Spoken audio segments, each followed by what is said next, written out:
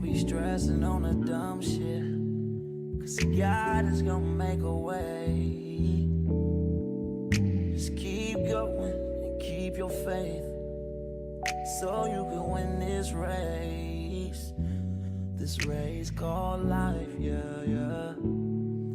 This race called life. This race called life, yeah, yeah. Race called life.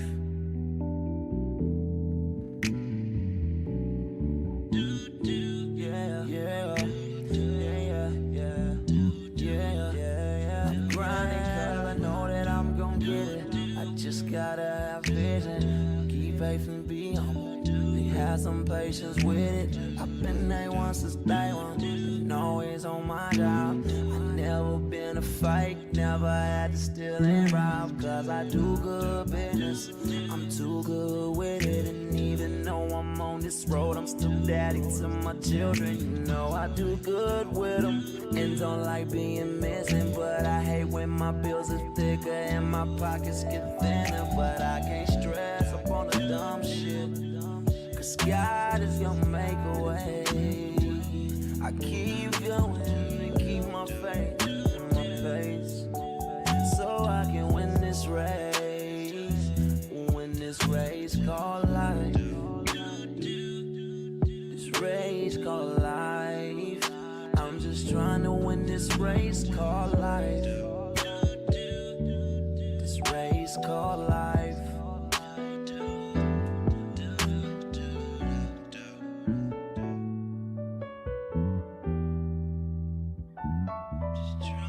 This race called life, yeah. Race called life.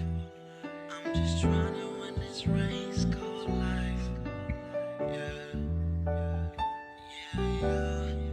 I keep on running in this race called life, yeah, yeah, yeah. I won't come in last place in life, no. So I'm just trying to win this race called life. This race called life. Girl, I just gotta win this race called life.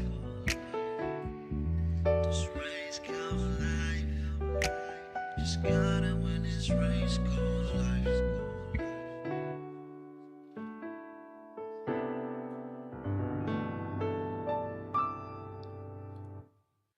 Yo, yo, yo, rise and shine, rise and shine. Y'all know what time it is. Y'all know who it is, the host with the most. A1 in the building, man. Don't be scared to hit that Cash App up. Astral Vibe Tribe. Why it look like that? Did I spell it right? Astral Vibe Tribe. It's all one word, no spaces though. You know? You feel me? Gotta keep the lights on around this joint. And you see what today's episode is about. How the keto diet is killing black people faster than guns. And you know I came with receipts. You know how I'm coming. You feel me? I hope everybody had a good week. I haven't seen y'all in like a week, man. I've been trapping, getting it in, taking care of my seed, like the song say. But I'm back with another one, man. This is something that I definitely wanted to touch on. Health is one of my favorite topics to study. So I'm back again with another one, man. We're gonna dive straight into it, man. If you know anybody who's on the keto diet, uses the keto diet, has used the keto diet, make sure you tag them in this one. Don't be scared to put it in their inbox. Share this to your page right now. If you're watching this right now, hit the like, smash that heart button, smash that bell and subscribe. You feel me? So you get notifications every time I go live. Um, yeah, man. It's a lot of misconceptions in the health community. A lot of people are chasing results. Most people don't do the science on, the foods that they're eating. And you have to remember, let me bring myself on the camera real quick. Hold on. My thing fell behind me. I get that in a second. But something that you have to remember about health is there's only two sides of chemistry. We're chemistry, we consume chemistry. Um, that chemistry can be harmful to the body, or it can be have a positive effect on the body. There's only two sides of chemistry. These are the rules that apply. And when people take a biochemist approach to diet, a lot can be found and a lot of knowledge can be attained. All I care about are the chemical reactions that happen inside of the body when you eat something. What happens, i.e., if you consume salt, it raises your blood pressure, things like that. What are the chemical reactions that happen? So I'm not chasing results. I'm actually doing the science, and I think that this is important. And even though you may not have the time in your busy schedule, that's why you got people like me. We go to the board, we do the knowledge, and we bring it back to y'all. So again, let's just go ahead and dive straight into this. I'm rocking real early. It's like 7 a.m., but I know my followers gonna tap in later and watch this, you know. So I'm gonna go ahead and get it in while I got time and bring this to y'all. Let me bring my screen up. Okay, now this is what I want y'all to look at. The statistics. Off rip, I'm coming straight receipt gang. Receipt gang in the building. Receipt gang in full effect. Okay? I titled this The Keto Diet Killing Black People Faster Than Guns. Okay? Now, which race has the highest rate of heart disease? You can go ahead and ask Google this. Everybody has a smartphone right now. It's 2022. So, let's not act like this information isn't at our fingertips. It says, while there has been some improvement, many of these disparities remain, particularly in cardiovascular disease, incidence, prevention, treatment, and outcomes. Blacks have the highest rate of cardiovascular disease in the US, all bold. You feel me? With about 47% affected. Okay. And this is from the acc.org. You can go ahead and check this out. This is the first thing that comes up when you type this in. Um, again, we have a chart with some numbers here. Visuals are very important in learning so you guys can see this stuff. It's one thing to read it, it's another thing to see how the numbers represent you. The heart of the matter. Heart disease is the leading cause of death for women and men, regardless of race and ethnicity. Okay. So let's put that up there. Regardless of race and ethnicity, this is the leading cause of death for men and women in America. And again, we have to look at diet. But black men specifically and black women specifically are leading the race. And I think it's directly attributed to the diet. Um, we when we came over here on them slave ships, we didn't bring our food with us. Every other culture who came to America got to bring their diet. So when you look at their plate, you see their culture. They're eating foods that are indigenous to where their people came from, which is why they're in better health, and we're eating foods that aren't indigenous or even close, to the diet that we were on prior to coming over here. So, and we're suffering the worst because of it. We're on a slave diet, literally. All of this, chitlins and all of this stuff. Where do you think we started eating this stuff? Drinking milk. This, you don't see pictures of that on any pyramids anywhere. um I digress though. Let's keep it moving. We have African American females at 47.3% with heart disease. So you might as well say 50%. If there's two black women in the room, one of or two of them have heart disease. Most likely both with the American diet that we're consuming. Um, but again, all of this depends on age. Um, there are other factors included, but you see how these diets are affecting us. And I'm gonna get into how the keto diet specifically, is helping this, is pushing this, and is the reason that we're leading the race.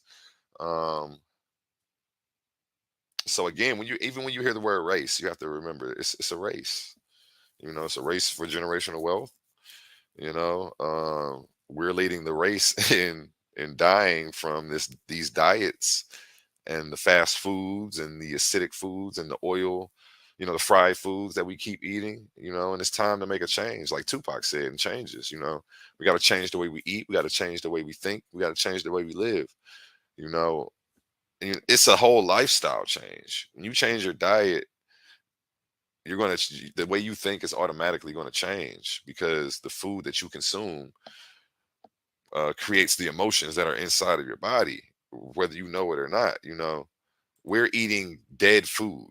We're turning our body into a whole cemetery.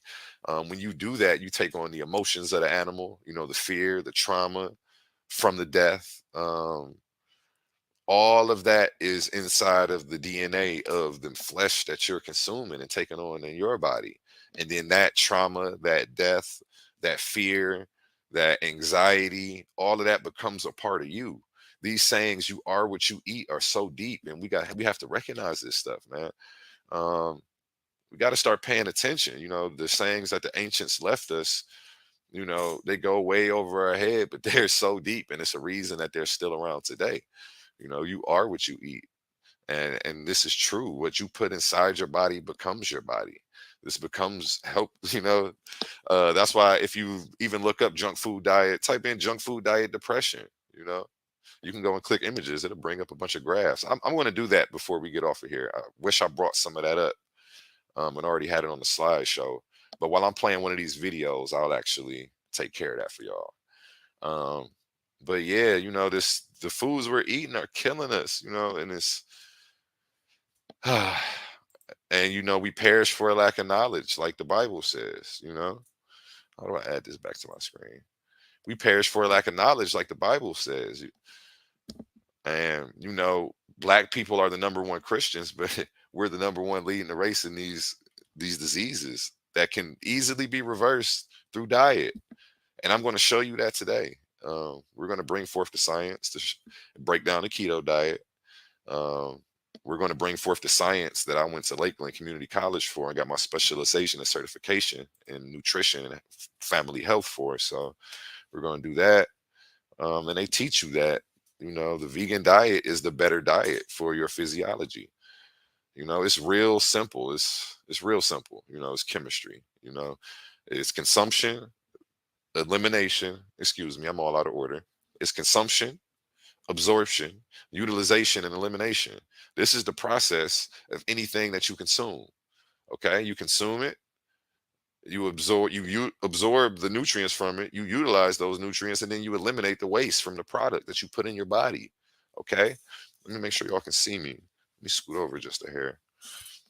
And this is the process, and once you study this process, you will find out whether something's good or bad for you. This is real simple science. And once you need to start applying this shit. you know Now, if you didn't know, now you know. You can't unhear what you just heard. You know what I'm saying? Like my man Jamar Milton say. You know what I'm saying? You can't unsee what you just saw. I just showed y'all the numbers. You feel me? Twice. I think I got some more numbers for y'all. Matter of fact, let's keep it moving. Let's keep it moving. You feel me? Is heart disease the leading cause of death in African Americans? And again, everybody has smartphones right now. You can Google this. You know, while heart disease is the leading cause of death for all Americans, heart disease develops earlier, and deaths from heart disease are higher in blacks. So we develop heart disease earlier, and we have a higher rate of getting it.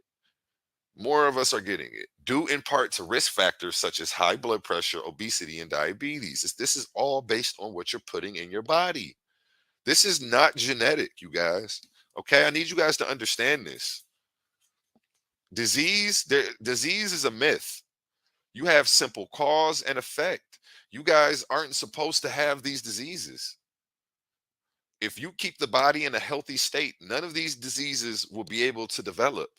This is simple chemistry, okay? You have the acidic side of chemistry, and you have the base side of chemistry, the positive and the negative, okay? The negative is the acidic side. What it does is it destroys, it corrodes, makes things grow abnormally, which is what cancer is. It's a cell that started to grow abnormally and started to reproduce itself.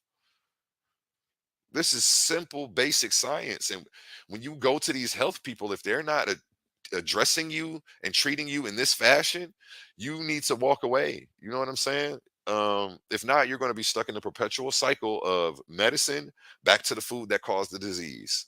Take the medicine, get better, go back to the food that caused the disease. Get worse, take the medicine, get a little bit better, Go back to the food that caused the disease until eventually you just still have the heart attack on the medication. You still have the stroke on the medication. You know what I'm saying?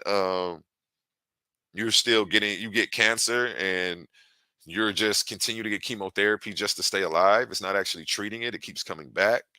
Why does it keep coming back? Because you're not changing the environment that created the cancer, which would be diet. That's why nutrition is important. I'm so happy when I went to school to be a personal trainer that they made me take those classes. I was going to learn how to be buff. My diet was all out of whack. And even after taking those classes, I didn't jump and switch my diet. You know what I'm saying? But I did learn all of this stuff. You know what I'm saying? I still was one of those people who argued, had the cognitive dissonance, was like, no, I can eat meat. You know what I'm saying? I feel good. I feel healthy. Well, yeah, I was a young buck. You know what I'm saying? And I never knew what my body felt like without it. So until you know what it feels like to not even have meat in your body, you won't know what real energy is. Until you ever actually put yourself through a fast, you won't know what real energy is until your body doesn't have to use all that energy to break down food 3 times a day. And that energy can go throughout the body to just start to heal other things. You don't know what real energy is. Every time you eat a meal, you want to go take a nap. You eat a good plate, with the mashed potatoes, the motherfucking yams, you got the greens, the mac and cheese. Well, but you probably got some fried chicken, some pork, some ham. You know what I'm saying? Uh, then you go take a nap. If you elderly, the elderly think they doing something, they be like, you know what, I gotta go take a walk. I gotta get this food to digest. Shout out to them and kudos to them. At least they taking some extra steps. And you know what I'm saying? That's actually is going to help the cardiovascular system, help bring their blood rate down, help them burn some of that off. They are doing better with that. You know what I'm saying? Exercise is amazing. You're definitely way worse off if you're just eating this stuff, letting it sit on you. You know what I'm saying? You're not trying to burn any of these calories off. Um, but again, you can look amazing and not even lift a weight just based on diet. You'll have muscles, you'll have definition, just switching your diet. Uh, Let me go ahead and get into this because we're going to break down the chemical reactions of the keto diet. And we're going to break down the chemical reactions of eating a more plant-based diet and which one is more healthy for the physiology of, people, period. And again, this source right here, let me make my screen big so y'all can see this while I'm reading it to y'all.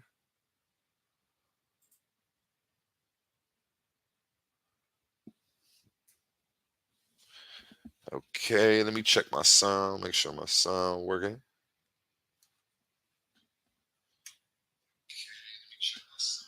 Sound working. All right, let's get it. I'm gonna read this one more time. Okay, this is from the National Library of Medicine. You can look this up. I love this website because they give you the studies and you can look at the data and see what's going on yourself. You see what I'm saying? Um, People always say trust the science, but they don't have the science. They're listening to somebody tell them about the science. You know what I'm saying? And can we trust these people? These people eat meat and they're not going to tell you that meat is carcinogenic. They're only going to give you the positive effects of it. So can we trust these people when they don't tell you the full story? And I'm here today and I got the full story for you. Is heart disease the leading cause of death in African Americans? While heart disease is the leading cause of death for all Americans, heart disease develops earlier and deaths from heart disease are higher in blacks or African Americans or whatever you choose to identify with this week. Whole nother podcast though. Not going to get into that. Due in part to risk factors such as high blood pressure, obesity, and diabetes. And again, like I say, these diseases are not passed down. What's passed down is the diet. You consume the same stuff that your mom consumed. The acids affect your DNA and your bloodline in the same way. You end up contracting the same diseases. Okay. This is basic chemistry.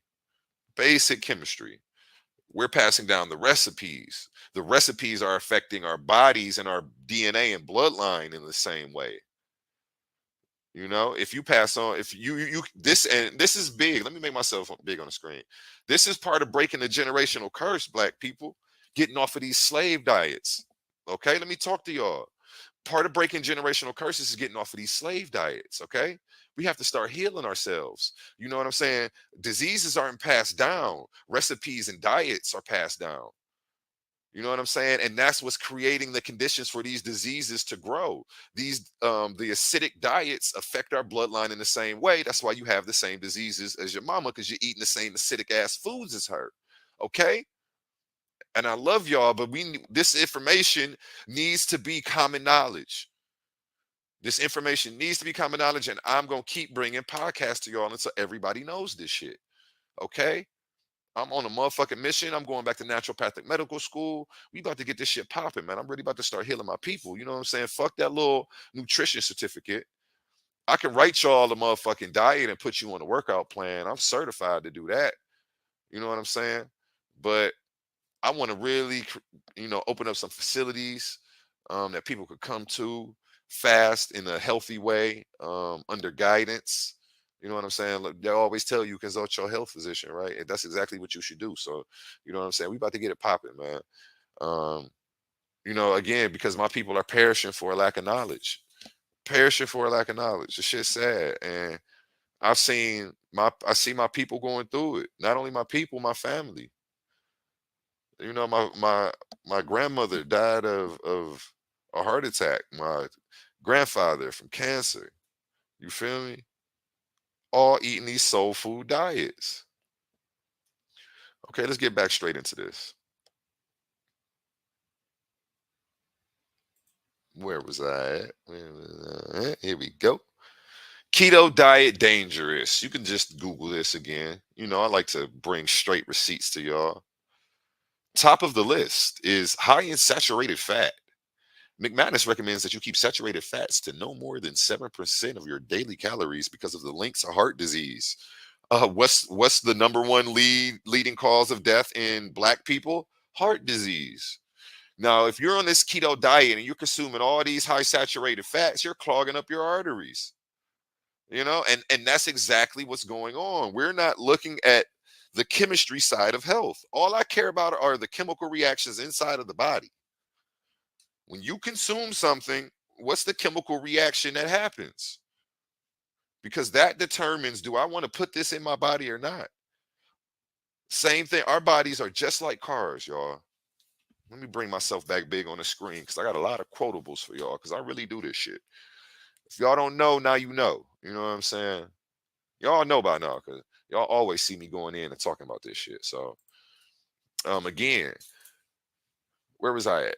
I forgot what I was about to say. Let me read this again to y'all. Oh, top of the list is, oh yeah, high in saturated fats. McManus recommends that you keep saturated fats to no more than 7% of your daily calories because of the link to heart disease. Now, again, for the people just tapping in, let me go ahead and show y'all this graph again because this is very important. Black people are the number one people prone and likely to get heart disease. We get heart disease earlier than every other race and at a higher rate than every other race. And it's directly linked to the diet that we're consuming. And I'm going to show you this today. If you have two black people in a room, one or two of them has heart disease. Especially for the females are at 47%, which is essentially 50%. So that's why I say one of two. Same thing for the males. If you're African American, it's 44%. That's essentially 50%. You know what I'm saying? Especially with these, what we're eating this fast food, this fried chicken, these yams, everything dipped in butter and grease, all this meat, the eggs, the dairy. This shit's killing us. This shit is killing us. We're still on these soul food slave diets. This isn't how we ate where we came from. And we need to eat foods that biochemically metabolize with the body and are consistent with the biochemistry of our bloodline. You know what I'm saying? We have to go back to where our peoples came from and get as close to what type of diet they were eating. You know what I'm saying? They weren't drinking from cows and they weren't killing for food. They weren't going around killing conscious beings to eat. Again, is heart disease the leading cause of death in African Americans? Yep, we get it earlier and we die from it at a higher rate. You can Google this. And the keto diet is essentially everything that black people are supposed to be staying away from. Okay. And why is that like that? Let me fix that for y'all. I got my words all overlapped and shit. I don't like that. Oh no. Let me go back. How do I get back? Okay, first of all, let me see what y'all see. Let me see what y'all see. There we go. Make that back big for y'all. And then let me get over here and fix these words one T. That shit way too big.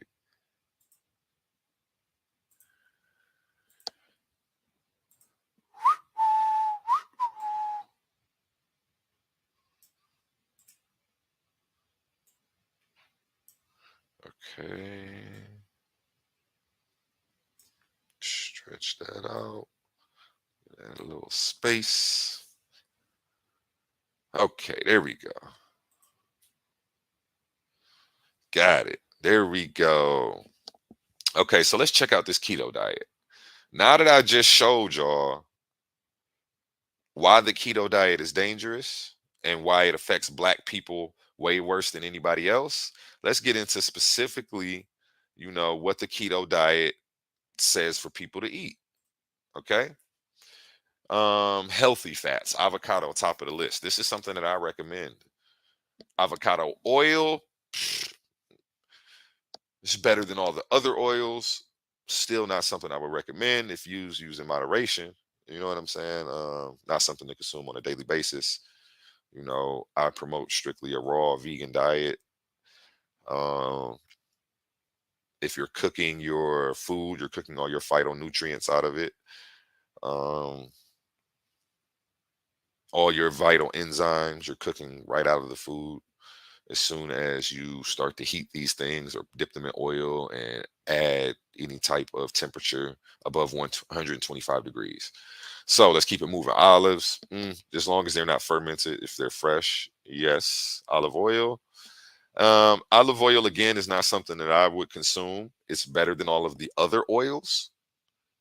Okay, so if you are going to use an oil, that's the healthier of the oils. But again, let me make myself big so you guys can see me while I tell you this, because I'm going to have a lot of clips and quotables on this shit today. I already know. As far as avocado oil goes, not avocado oil, I apologize. And even avocado oil. As far as these oils go, you have to remember the body only heats up to 98 degrees. Okay. What's the melting point for these oils? It's way higher than that of what the body heats up to. So we put these oils in our body can't break them down. They just stick to the cells, gum up the cells, um, clog our arteries up. That's all they're doing. That's all that these oils are doing. So if you want to debate about which one is healthier, you know, I can go there with you, but none of them for the body is really good. You wouldn't put kerosene in your gas tank, because it's not the fuel that the body's supposed to run on.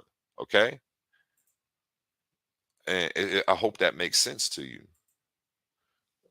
Again, you wouldn't put, let me say that one more time. You wouldn't put kerosene in your gas tank because that's not the fuel that engine runs on. Okay. Our bodies are just cars essentially, and we have to study the chemical reactions of what we're putting in our body. The cars go through the same process: consumption, utilization, consumption, absorption, utilization, and elimination. Okay. You put gas in a car, it has to consume that gas, it absorbs the gas through the system, it utilizes it, and then it eliminates the waste in the form of carbon dioxide and the other emissions that come from the tailpipe. You see what I'm saying? It's the same thing with your body. We eat foods, we consume them. It goes into the top of your digestive system, or the top of your stomach, the duodenum.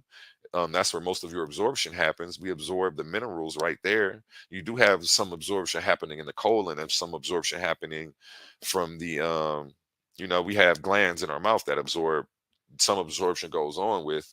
It's better if you're eating juiced foods, switch the foods around in your mouth, let it sit in your mouth for a little bit, especially if you've ever had a bypass. Because if you've had a bypass, what they do is remove the duodenum. So you're not even getting the proper absorption of your nutrients and minerals. The food's passing out the same way it came in. Um, and it's bad. So, and again, we consume, we utilize, the absorption happens in the duodenum. We absorb, then we utilize that, and then we expel it in the form of waste through sweat, through peeing, and through pooping. These are the three ways that our body eliminates this waste.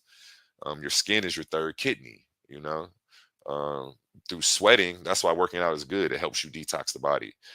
Hitting the sauna helps you sweat, helps you pull all of those toxins out through the skin. That's another way to help detox the body. Soaking your feet in hot water.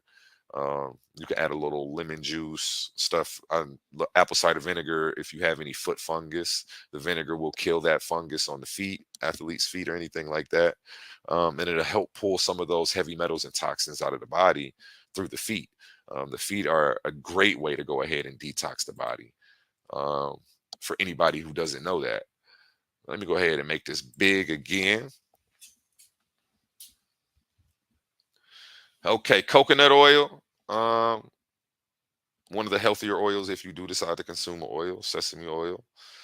Eh, butter, definitely stay away from. Bacon fat, definitely stay away from bacon fat. I can't believe they're telling people to eat bacon fat. And we're going to get specifically into why these animal proteins, period, are, killing black people faster than guns. Whether it's milk, cheese, or animal flesh itself. Eggs as well. An egg is nothing more than a baby chicken fetus. We have to call these things exactly what they are. Okay. Anytime you all in the kitchen scrambling up these baby chicken fetuses, that's what you're doing. Okay. It's a baby chicken that hasn't fully developed. So, this is animal protein, and I'm going to give you the chemical reactions that happen when you consume these baby chickens. So we'll see if consuming them is actually, healthy or not healthy. What is actually going on inside of the body. Again, okay, what do we have up next? I'm actually just going to show you why all of this stuff right here, this whole animal proteins list: beef, chicken, egg, shellfish, fish, pork, bacon, lamb, bison, buffalo, venison, veal, sausage, pepperoni, deli meats are all bad. Okay. All of that's bad. You don't, as black people, we really don't want to be consuming any of that. The produce section, everything on here is pretty much good. I support all of this, even if it's, some of this stuff is hybrids, cool. As long as you're getting off of this animal protein, uh, you know, and these oils, you're going to have a higher quality of life and you're going to have a lot more energy. Um, it says foods to avoid down here. Let's check these out. Chips, wraps, bread, starchy vegetables. Definitely want to stay away from the starch. And I'm going to get into why. These starches clog you up. These starches are carbonic acid, and all they do is deteriorate the body and start the aging process. These are the types of vegetables that you want to stay away from. What a starch is a binder. Anytime you have a hybrid plant where, if you've ever heard of marijuana, where they cross two plants to make a whole new one, like they may have Afghan purple, where they crossed purple and the Afghan, and then they take the seeds from that, plant those seeds, and the babies that grow are now Afghan purple and have the properties from the DNA of both of those plants. Okay, this is what they were doing with the food. And if you know anything about botany and horticulture, this is right up your alley. Uh, that's how the carrot came into play, and the white potato. These things are heavy starch, and again, starch is a binder to bind these two hybrids together. And it doesn't have a positive effect chemically on the body. But again, a white potato is better than, a piece of bacon. You know what I'm saying? So if you had to choose the French fries over the meat, go with the French fries. Okay, definitely. Let's get it. See what else they tell you to stay away from. Vegetable oils, I agree with. Artificial sweeteners, I agree with. They're cancer forming. Don't biochemically metabolize with the body. Processed foods, I agree with. They're usually high in sodium. They use salt water to preserve a lot of these things, or sugar water. So it's high in added sugars as well as other stuff. You know what I'm saying? That causes cancer and makes the cells grow abnormally. Refined sugars, definitely stay away from sugar sodas. Yep. Margarine. Yep.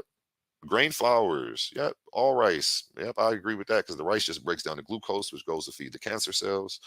Um, all beans. Yep. I would say, I'm really not a beans. Certain beans are on the Dr. CB list. I would go check those out. Grains, oatmeal, fruit. He says foods to avoid. Fruit. Definitely not. I don't agree with that, and I would add fruit to my diet. Corn, neither here nor there on. It's better than a burger. If you're consuming corn or the beans, go ahead. Um, how the body raises your protein, excuse me, how the body raises your potential hydrogen, okay? What I need you guys to realize is there's only diet and health are chemistry, okay? We're chemistry, we consume chemistry. There's a chemical reaction that happens when you consume this chemistry, and that determines whether you're healthy or not healthy based on what you're eating, okay? This is real simple. Let me bring myself on the screen one time so y'all can see me. This is real simple, real simple. Like, um, anytime you consume foods that are acidic on the pH scale, there's a negative effect. Anytime you consume foods that are alkaline or base or alkaline are the healing side of chemistry, and you have a healing effect. Okay. Anytime that you put something acidic in your body, animal protein specifically, in fish, poultry, red meat, eggs, or dairy products, what your body does is leach calcium from the bones, and it encourages it to pass into your urine. Okay. So anytime you're consuming animal protein, you're upping your chances for kidney stones right there. Plant protein in beans, grains, and vegetables do not appear to have this effect. They do not have this effect. So anytime that you put animal protein in your body, you're compromising your body's pH. Your body has a buffer system, okay? This is what I need y'all to recognize. Your body has a buffer system in order to keep your blood pH at 7.45. Because if your blood's pH drops, you die, okay? So eating all this acidic food immediately puts a strain on the body as soon as we consume it. So 90% of the ketogenic diet is compromising the body's pH, immediately putting stress and strain on the body. And again, you wouldn't really feel this if you've been consuming this stuff all of your life. It's not until you get off of these foods that you know what real energy is. Every time you eat one of these meals, you guys want to go lay down and take a nap. You eat a good steak and a potato, it's nap time for y'all. You feel me? Um, and it's not so with vegans. Your food is supposed to give you energy, um, leave you feeling robust and lively. Uh, what's another word? Vigor. You know what I'm saying? Yeah, this vegan diet got me lit out here, man. And most people as well. Um, Yeah, I'm gonna go ahead. Let me continue breaking this down. So, anytime you consume animal protein, you're compromising your body's potential hydrogen. Your body starts to leach calcium from the bones. So, even drinking milk, family, makes your bones weaker because it starts to compromise the calcium density of the bones. Okay, drinking milk makes your bones weaker. Let me make myself big on the screen because this is actually a good quotable. Drinking milk actually makes your bones weaker because what's going on is you're compromising the calcium density of your bone structure. What happens is anytime you consume any animal protein to raise the pH of the body, your body starts to leach calcium off of the bones. This is the chemical process. Okay. So animal protein is in no way, shape, or form ever healthy for us. It immediately puts the body in this fight or flight response. Um, Let me keep it pushing here. Let me keep it pushing. I love this health shit, man. I really do.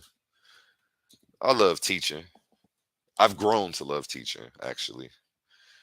I used to love learning. I love dropping this knowledge. And that's also a way that you keep it. Um, One of the sayings, if you've ever been in an AA meeting, is to, how does it go again? To keep what you got to give it away, you know? So by me sharing this over and over again with you guys, I'm retaining it because, repetition is the mother of learning. Um, let's keep it moving. The acid ash hypothesis of osteoporosis. Okay. Now, this has everything to do with the slide that I just showed you right here on how the body leaches calcium off of the bones. This is the study right here that you can go to Wikipedia. This has already been proven. This is a fact. This isn't a theory anymore. If you actually go to Wikipedia, you can look this shit up. You guys need to keep up on your medical studies. The acid ash hypothesis is that anytime that, and here's how they figure this stuff out, okay? Let me make myself big on the screen while I'm teaching so y'all just not reading. Before I even read this, you know what? Let me read it to y'all. Then I'll take it off, okay? The acid ash hypothesis is a medical hypothesis which suggests that excessively acidic diets may result in a number of identifiable health effects, including an increased risk of osteoporosis.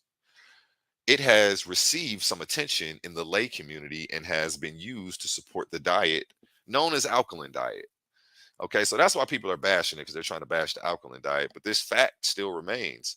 Anytime you consume something that's acid, you know, you have an increased risk of osteoporosis. Um, Milk is acidic. I'm going to show you today. You can just type in on Google, what is the pH of milk? It's probably going to say like a 3 or a 2.5 or something weird. I should pull it up right now. Where's my phone at? Somebody's in the chat. Go ahead and drop that. You know what I'm saying?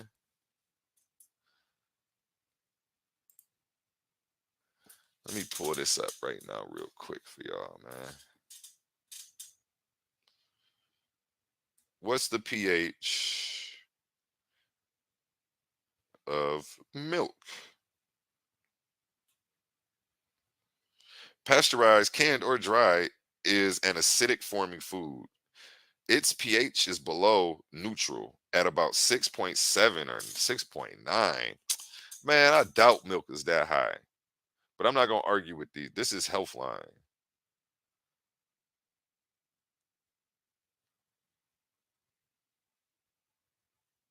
Still acidic though. So either way, but I thought it was lower than that. Yogurt is about a 4.3. Let me see about raw milk. And I'm going to do a whole podcast on milk too. Raw milk is the same as unpasteurized. Okay, so let's keep it moving. What milk has the highest pH? Fresh milk has the highest pH, but milk becomes more acidic over time. Milk contains the sugar lactose. Harmless lactobacillus bacteria ferment lactose to use as an energy source, converting it to lactic acid. Now, see, these people sound crazy because that's not how we get energy. You get energy from your phosphates, okay? Um, from your adenosines. Adenosine triphosphate is what the cell turns into energy. Never acid or through a fermented process. You don't want to get it like that. That's horrible. That's a horrible chemical reaction to try to turn into energy. Um, you're compromising so many systems in your body when you do that. And this is from sciencenotes.org, you know what I'm saying? And it's funny that, again, I know the science, so I can read this and literally debunk them real time. Um, Converting into lactic acid. As the bacteria produces more lactic acid, milk becomes more acidic and tastes sour.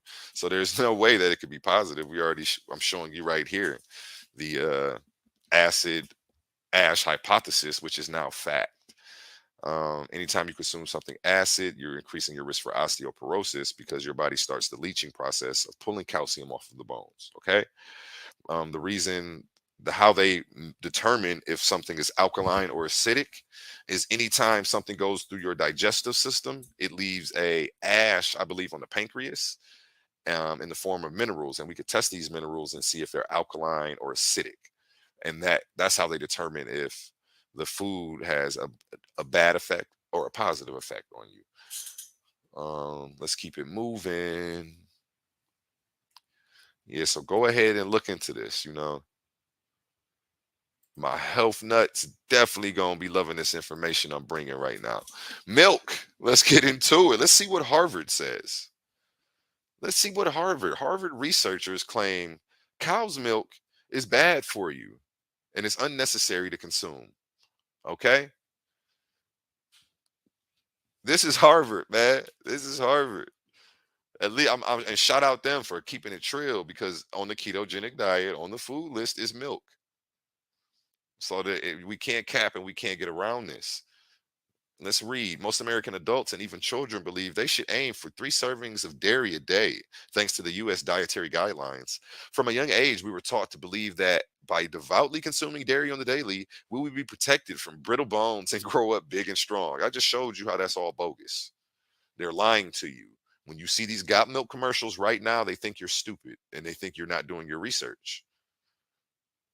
So be insulted. Be very insulted.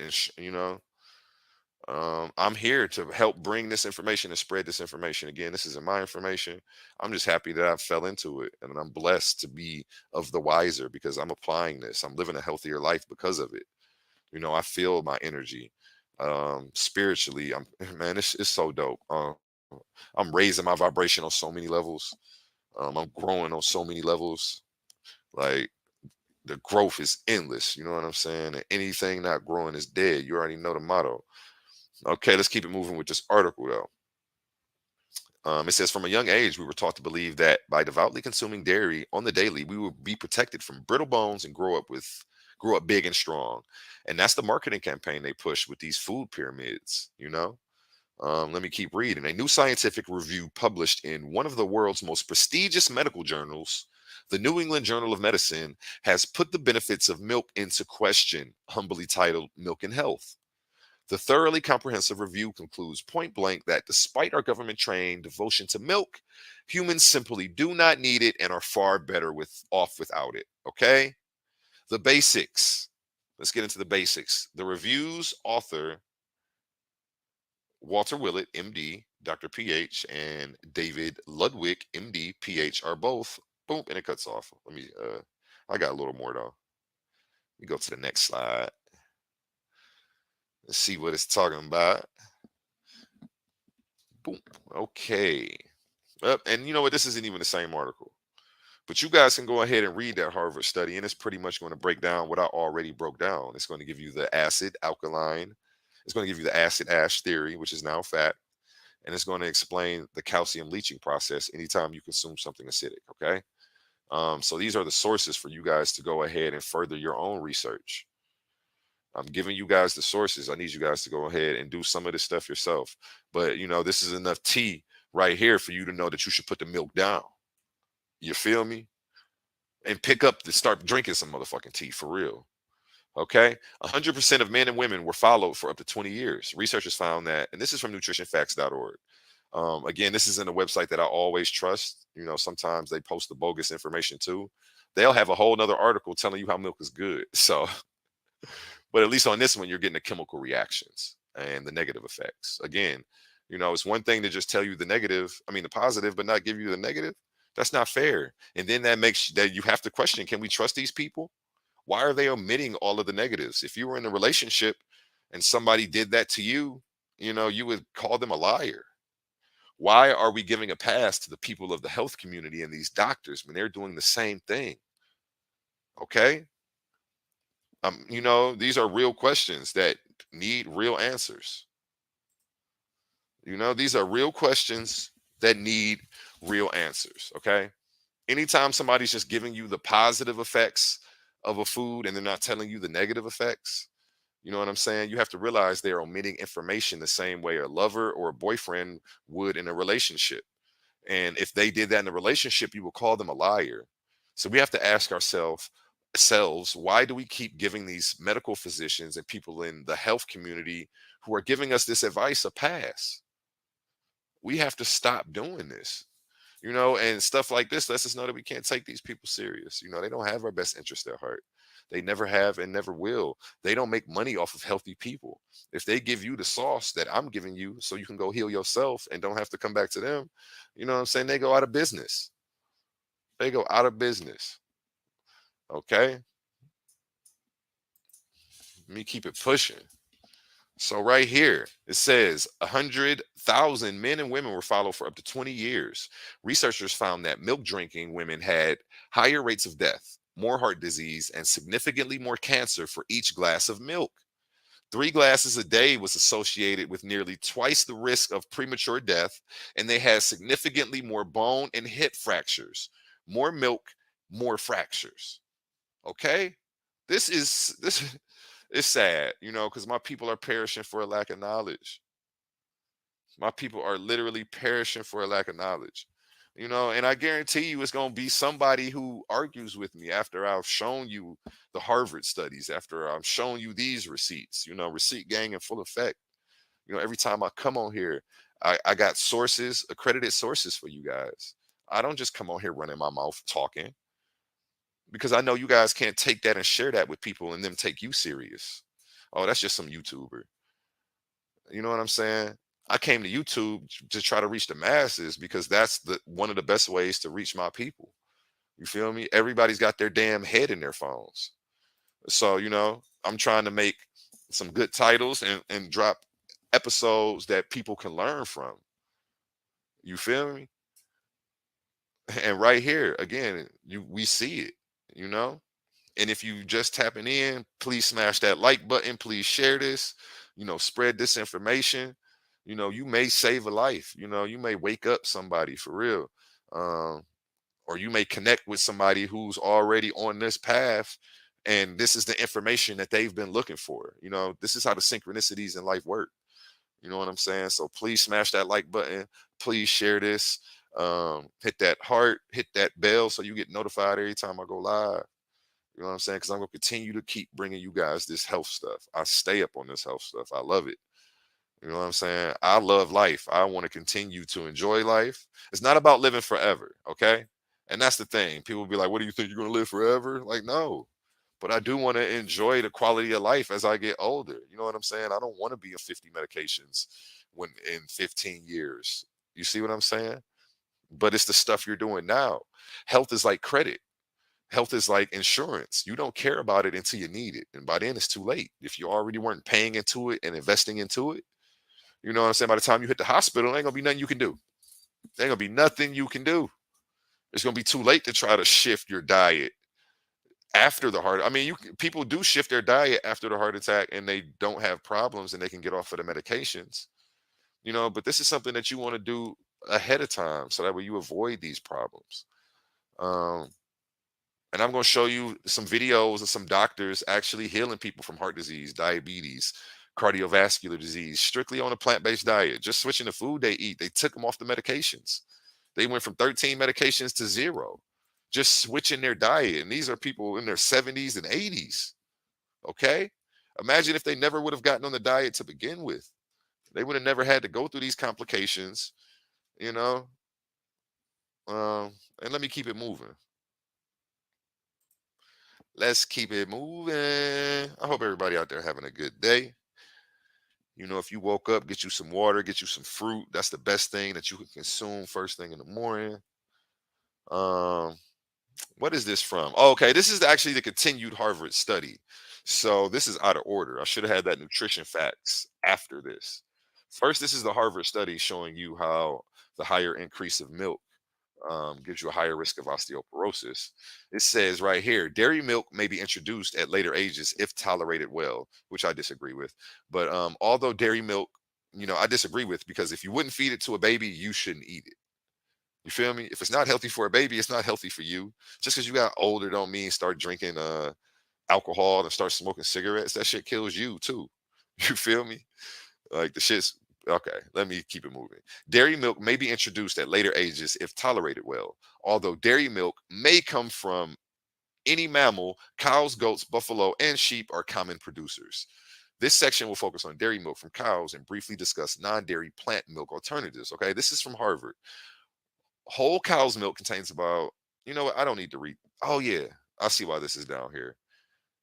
It says cows are often pregnant while they are milked. So dairy milk contains hormones like insulin like growth factors, IGF-1. Okay, this is very important because IGF-1 is what sets off diabetes and cancer. You know what I'm saying, in people. And this is what's raising the levels of breast cancer in women as well. It also has estrogens in it, high estrogens. So, these men, the man boobs that you guys are getting, and the over aggressive women, this is what's happening when we're offsetting and throwing off these estrogen levels. So you guys are drinking all this milk, and you're seeing these 12-year-olds looking like grown women out here, all aggressive on a Megan Thee Stallion ish, and this is why, Um, and do I break down IGF-1? I don't think. Okay, I do break down IGF-1 right there. So let me show you exactly what it says about these insulin-like growth factors. Animal protein increases production of IGF-1, insulin-like growth factors. When we consume too much animal protein, the body increases its production of a hormone called IGF-1. IGF-1 is one of the body's important growth promoters during fetal and childhood growth. But later in life, IGF-1 promotes the aging process. Okay. So drinking milk is literally causing you guys to look older way ahead of y'all time. Okay. And I'm showing you this right now. And I bet you there's somebody who's still gonna argue with me that milk is good. Milk is good. What's up, Gollum? How you doing, man? I hope you're having a beautiful day today, man. It's raining over here, but when it's raining, I feel like the sun's shining because nothing grows without the rain, man. We need rain for everything in this ecosystem to thrive, survive, grow, you know, and show. Okay, let me keep it moving though. I'm over here breaking down how animal protein, IGF-1, and milk, are no good for you, and this is via Harvard study. All the studies, this is what they show. Um, where was I at? Okay. IGF-1 in animal protein promotes the aging process. Okay. So drinking milk actually makes you guys look older, feel older the second you put it in your body. Reduced IGF-1 signaling in adulthood is associated with reduced oxidative stress. And that's something that we definitely want down. We want the oxidative stress down. We want the inflammation down. Okay, it says it right here, decreased inflammation.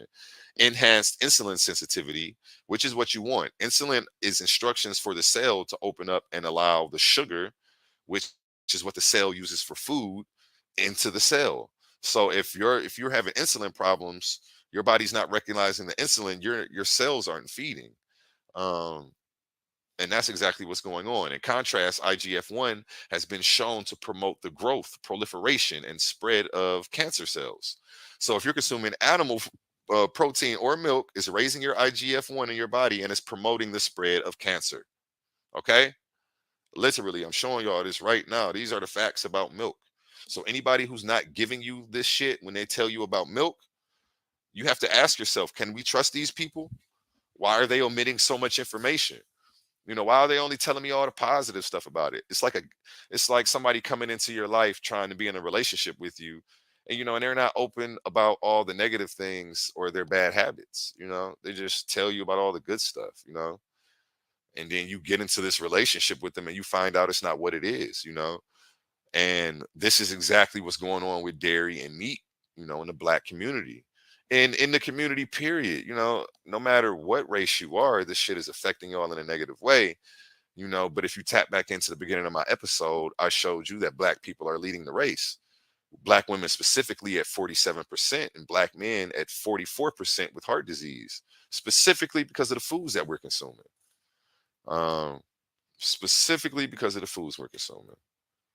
And again, this is why, you know. So if you're consuming milk or meat, you're more likely or prone to be spreading cancer cells. Study of almost 400,000 confirms that higher blood levels of IGF-1 are a risk factor for several types of cancer. The insulin-like growth factor appears to be associated with several types of cancer, according to a new study published today in Cancer Research. And again, let me just go back to show you IGF-1 is in milk. So drinking milk raises your risk of cancer. I don't care. Eating anything with milk in it. Wait, where is that at? Boom, right here. Last two sentences. It says, so dairy milk contains hormones like insulin like growth factor 1, estrogens, and progestins. Some cows are given additional hormones to increase milk production. It's simple. 1 plus 1 is 2, okay? If IGF-1 causes cancer, milk has IGF-1 in it, milk causes cancer. 1 plus 1 is 2. Like this shit is it's real simple, but people are argue with me over this shit. People argue with me over this stuff. Like I didn't go to school for this stuff. Yeah, been up for a few minutes. Saw you was live. I'm glad to hear them. Yeah, I'm doing good, man. I'm always positive. I know no matter what, the universe is gonna take care of me. You feel me? It's a beautiful day. I'm shining. I'm healthy. I woke up on my vegan shit. I'm blessed by the best. Smarter than a lot. Yeah, man. It's all this knowledge that keep me smiling, man, and happy. Um, so yeah, I'm gonna keep it moving. Let's keep it moving. Get through this episode. Um, and again, I'm going to break down ketones too as well. So we're about to get back into this keto diet specifically. So I just showed you how those foods that they tell you to consume on this keto diet are actually killing you, and I showed you why they're killing you. Again, we have to get out of this whole myth of diseases. There is no such thing as diseases. It's simply chemistry, cause and effect. Okay, that's all it is. Cause and effect. And why does this keep looking like that? Let me fix that for y'all one more time. My words overlapping. Eh, it's not overlapping on that one. Let me see what y'all see real quick. Yeah, the words are overlapping. I don't like that. We gotta fix that. We gotta fix that so y'all can read that. Oh yeah, it's like that because I copy and pasted that slide twice. I was gonna say I thought I fixed that already, but I fixed it earlier and not on that one. And why does it keep going to the full screen though? Hold on one second, y'all. I had some technical difficulties. I appreciate y'all patience. It's really gonna make me do this. Okay. I didn't want to do that, but it really made me like end my full screen just to fix this. Okay.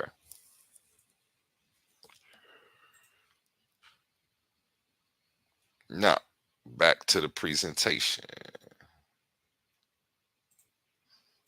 Now that I fixed it from current slide. Boom, share screen. Sorry about this. This happens sometimes with these presentations, but you got to appreciate the scholarship. You got to appreciate the receipts.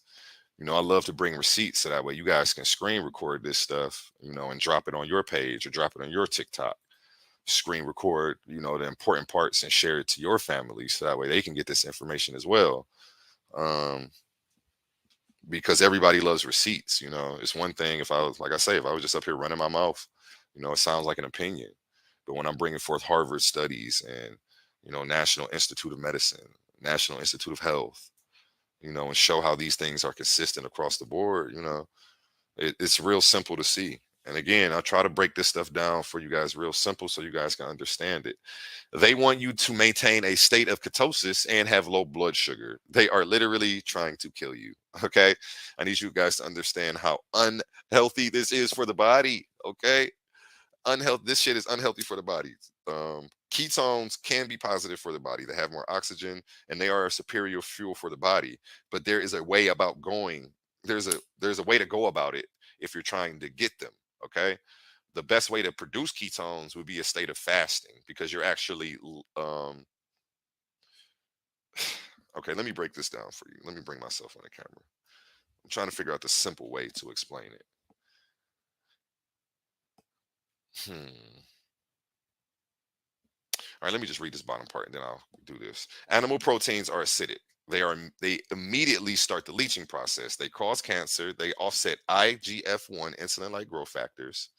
They are type 1 carcinogens on the American Cancer Society's website, same as smoking a cigarette or asbestos. So every time you eat processed meat, family, you might as well have just let your kid light a cigarette. And you wouldn't let your kids smoke, would you? Well, why are you feeding them hot dogs or bacon? Okay? Ask yourself this shit. You wouldn't let your kids smoke.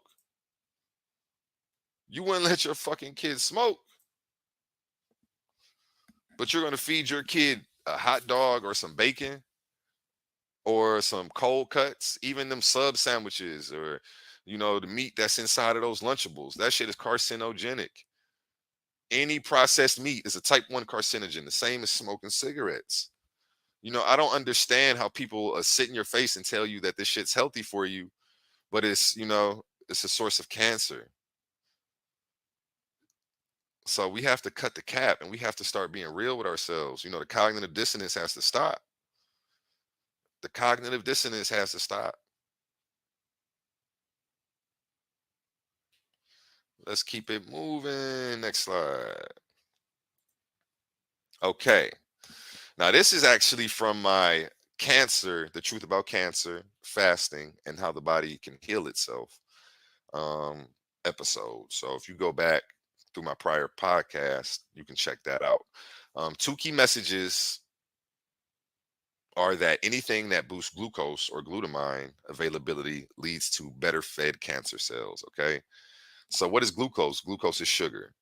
Glucose are those carbs that you love, the rice, the noodles, the pasta, all of that stuff breaks down into glucose, which, that's the chemical reaction inside of the body. Your body turns it into glucose, the cell turns that into energy. But there's a better way, you know what I'm saying, to get energy for the cells so that way we can run our body. Our body doesn't run on protein, family. Our body runs off adenosine triphosphate, which it needs sugar to make. Only fucking sugar turns into adenosine triphosphate. Okay? Nothing else. Nothing else, nothing else, nothing else.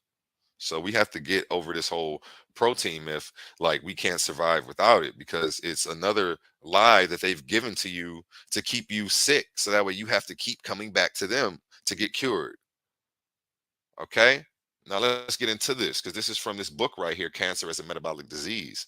This is telling you how you can cure yourself of cancer, and it's giving you studies that prove this, how fasting can starve your cancer cells while leaving normal cells unharmed. Okay, you can literally fast cancer out of your body. It's been proven and documented. People spitting up little cancerous tumors or passing them through their colon, um, passing fibroids with worms attached to them. These cancer cells sometimes they have worms. Man, there's so much stuff. You guys are eating this pork and all this stuff. It has worms inside of it that the heat can't kill. They grow inside of the body and feed on the negative things that you keep feeding it. You wonder where these cravings for meat and sugar and all this BS keep coming from. You make myself big on the camera, okay? You wonder where all these cravings that you guys have keep coming from. Y'all wonder why y'all keep craving the sugar, why y'all got the late night cravings, why y'all, can't get away from the bacon. Food is a drug. Food is an addiction. And then once you have these parasites and these worms inside of your body, they don't want to die. They want you to keep feeding it what they love, which is the acidic food.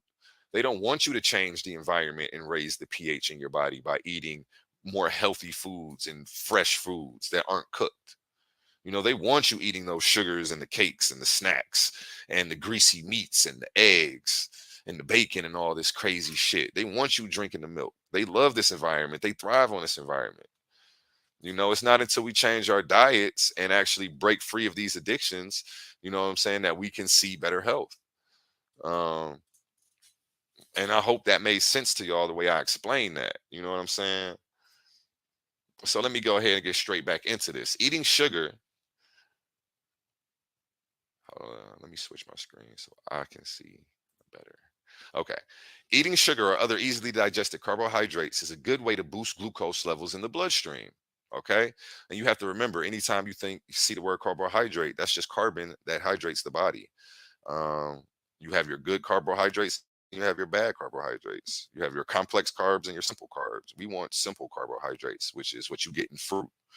You know, the complex carbs, meat, uh, pasta, rices that are harder for the body to break down. They don't hydrate the cell. You see what I'm saying? That's not what we want. We don't want the complex carbs. But anyway, carbohydrates are a good way to boost glucose in the bloodstream. Indeed, this is exactly why the glycemic index for different foods is designed to measure. Okay. Eating high protein foods. This is what's in yellow. Eating high protein foods is a good way to make amino acids that can be turned into glutamine highly abundant. It would be great to, okay, it says it's a great way to do it, but that doesn't mean that it's what you want. Okay. And I want y'all to understand that that's not what you want. Um,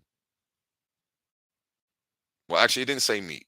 So let me leave that out of there because you can get protein from vegetables, and that's really what you want. You want your amino acids to come straight from the source. Let me play this video for y'all right now and show you how protein is actually made. Because anybody that's trying to talk to you about protein and tell you that you need meat for protein, they don't know protein is made. Okay. This shit is real simple and they don't know anything about health. And you shouldn't So be many taking people advice eat from meat these and people. dairy every day of their lives, and we are so concerned about getting enough protein. Do we have to eat meat to get complete protein? Oh my God. Oh my God. You want me to jump off this building, don't you? No. Well, first of all protein is made by plants. I'll state that again for the record. All protein is initially made by plants, all of it. And it is not necessary to eat animal tissue in order to get protein. Only plants have the ability to actually take nitrogen from the air, break those molecules apart, and incorporate that nitrogen into amino acids and then make protein. Any protein you get from an animal is simply recycled plant protein. If you ate a diet that was calorically adequate and even things like brown rice and broccoli, and you got enough of it, you'd get enough both quantity and quality of protein. 2,000 calories of brown rice and broccoli is going to be about 80 grams of protein a day, including the essential amino acids that you need in order to maintain optimum health. I mean, a grain. Okay. So y'all see that right there. So protein is only made by plants. Anytime you consume meat for protein, you're getting recycled protein from the plants that that animal ate. You have to remember the biggest animals in the jungle are vegans. You have the gorilla, the hippopotamus, all of these animals that we revere and call the biggest, strongest animals. They don't eat, they live off berries and leaves. Like, you don't need meat to grow muscle mass. You know what I'm saying? You can be in great physical shape. You can look great on a vegan plant-based diet, and we have to stop the myths and stop the misconceptions because the people who are telling you this shit don't know science. And it's sad, you'll have health physicians telling you that you have to eat this cancerous ass shit in order to get protein when I just showed you that only plants make protein. Let me play this shit again. So many people eat meat and dairy every day of their lives, and we are so concerned about getting enough protein. Do we have to eat meat to get complete protein? Oh my God. Oh my God. You want me to jump off this building, don't you? No. Well, first of all protein is made by plants. I'll state that again for the record. All protein is initially made by plants, all of it. And it is not necessary to eat animal tissue in order to get protein. Only plants have the ability to actually take nitrogen from the air, break those molecules apart, and incorporate that nitrogen into amino acids and then make protein. Any protein you get from an animal is simply recycled plant protein. If you ate a diet that was calorically adequate and even things like brown rice and broccoli, and you got enough of it, you'd get enough both quantity and quality of protein. 2,000 calories of brown rice and broccoli. So again, like I say, you don't need meat for protein, and we need to understand what amino acids are and how protein is made. Only plants can do the photos go through this photosynthetic process and take the nitrogen from the air to create this string of amino acids that we call protein. You know what I'm saying? There's only one way that protein is created in this ecosystem, and it's through photosynthesis with the plants. Let's see what Gollum says. Depending on what you eat, do you realize how much food you would have to consume to equal 2,000 calories in vegetables? He just showed you, what was it, a cup? Let me go ahead and play this back. Again, three jalapenos is 8 grams of protein. You have nuts, vegetables, but protein is a myth. We don't need protein to fuel our body. Our body is literally fueled off of adenosine triphosphate. Okay. Our body takes sugar on the cellular level and converts it into energy. This whole protein myth is a myth, the same way that milk is a myth. Any animal protein we don't need. We do not need. And I think I brought up, you know what, before this episode, I'm going to pull up some vegan plant-based bodybuilders to show you these people who only consume vegetables and fruits who are winning championships. You see what I'm saying? So this whole myth that you need meat to grow muscle or to live, sustain life, the people who are telling you this just don't understand chemistry. I know he said plants, which include fruit, which is high in calories. Damn. And you have to understand too, if you're on a fruit diet, you're gonna consume a lot of stuff anyway. You know, you're gonna be snacking all day. I'm on a fruit diet right now. I'm actually today about to eat a salad though. I'm about to cross back over. The fruit is to cleanse, and the vegetables are to rebuild the body. So if I were to be trying to build muscle, I would be consuming a lot of water. I would definitely be consuming my fruits, but I would be consuming a lot of leafy green vegetables and stuff like that as well. Things that actually have protein. These things are harder to break down because of they have cellulose, I believe it is, but it's even sometimes you'll eat kale and see it go out the same way it came in, because these things are harder on the digestive system to break down. um that just goes to show you, when you see fruit, it's easily converted into water, then sugar, and then it turns into adenosine triphosphate, ATP, which is food for the cell, which I was actually showing you before I brought this up. So but yeah, and just if you Google what people eat in a day on a fruit diet or a completely plant-based diet, raw diet, they don't, it's not like they're stuffing their faces all day. Again, he had rice on there. That's something I would stay away from, but to each their own. To each their own. You have to understand what you're putting in your body, and how you want to, what it may do and how you want to heal it. So if I do eat some rice, I'm going to like water fast to purge it out of my body, to go ahead and clean the plaques up and the yeast up and the old molds up that rice is going to create inside of my body. You know what I'm saying? So it's not about necessarily completely abstaining, but it's about understanding the human body and health as a whole. You don't have to not eat rice your whole life. I'm going to have a day where I order some Chinese food, but it's going to be vegan. I'm going to have them steam some white rice with it. I know what the glucose is going to do to my body. I know what the starches do to the body. So at the same time, I'm going to clean those up by water fasting. Water fasting is a good thing to do to keep your body in optimal health. You give your car an oil change. When's the last time you had an oil change? And that's essentially what a water fast or a fruit fast is. It's like an oil change for the body. Um, and it's something that people definitely need to wean themselves into. If you're already eating meat or dairy, I suggest you guys actually just check my podcast out on how to fast correctly. If you go back a couple episodes, I have Dr. Africa breaking down, the correct way to wean yourself into a fast and the correct way to wean yourself out of it. You have to come into the fast the same way you go out of the fast the same way you come into it. You have to ease yourself into it. You don't want to jump into it cold turkey. You'll put the body into shock, and your body will have to work harder to because of that, shock, to create balance than it would if you had slowly done this process. And you'll see more positive benefits by weaning than going cold turkey. Again, if you go cold turkey, you put, your adrenals get set off. You put your body into a fight or flight response because it's not used to this diet on a regular basis. And if your adrenals go off, you know what I'm saying, that fight or flight response is kicking off adrenaline. Your body has to start pumping glucose into your bloodstream to calm you down. You're not getting the benefits and the chemical reactions inside of the body you want. You're actually creating more stress, more sugar, which is feeding the cancer cells and stuff like that. So, I hope that made sense to you guys. Again, I'm trying to dumb this science and biochemistry stuff down for y'all. so that way y'all can understand it in layman's terms. I did a fruitarian diet for a month. It actually wasn't bad, but I wasn't losing any weight. I felt mentally better though, I can tell you that. Thank you then, at least for sharing that personal experience.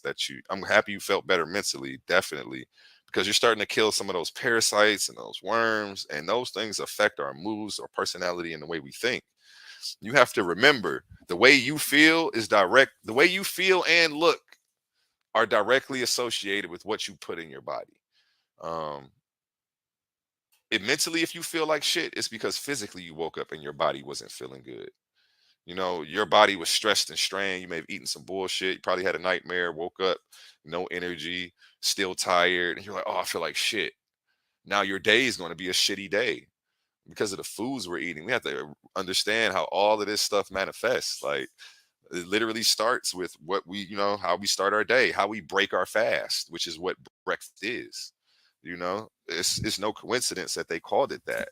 You sleep for 8 hours, and then when you wake up, you eat, and that's breaking the 8-hour fast, breakfast. So yeah, let's keep it moving though.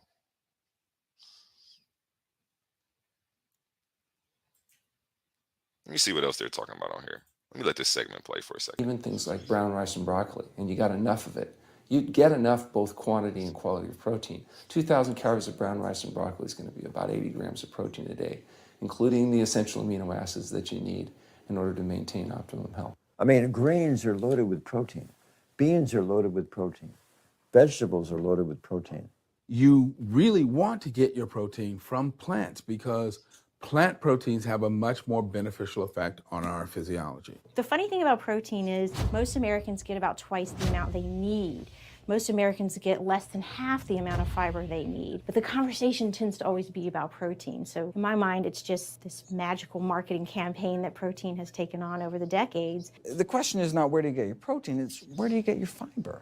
I have never in my professional career seen a protein deficiency. I've never seen someone come in eating normal amounts of calories and they're protein deficient. You just don't see that. So you don't see it. You see people are usually getting 3 times the normal amount of protein they need because of these marketing campaigns trying to shove protein down your throat. Drink your milk for protein, eat your milk for protein, get the protein bar, get the protein shake. You know what I'm saying? And this shit is hard for the kidney to break down.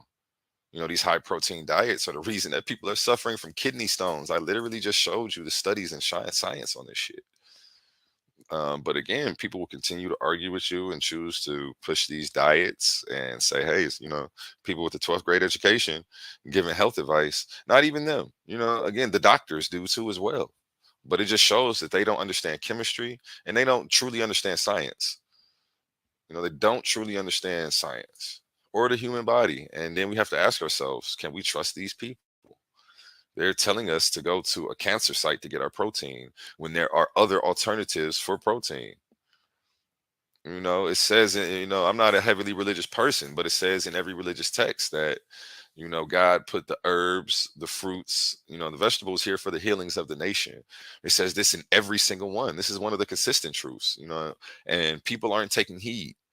People aren't taking heed, and we're suffering for it completely suffering. Let me let this finish.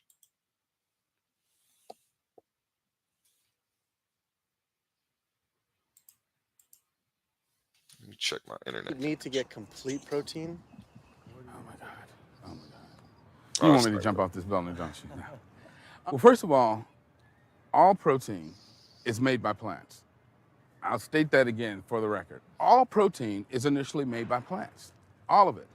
And it is not necessary to eat animal tissue in order to get protein. Only plants have the ability to actually take nitrogen from the air, break those molecules apart, and incorporate that nitrogen into amino acids and then make protein. Any protein you get from an animal is simply recycled plant protein. If you ate a diet that was calorically adequate and even things like brown rice and broccoli, and you got enough of it, you'd get enough both quantity and quality of protein. 2,000 calories of brown rice and broccoli is going to be about 80 grams of protein a day, including the essential amino acids that you need in order to maintain optimum health. I mean, grains are loaded with protein. Beans are loaded with protein. Vegetables are loaded with protein.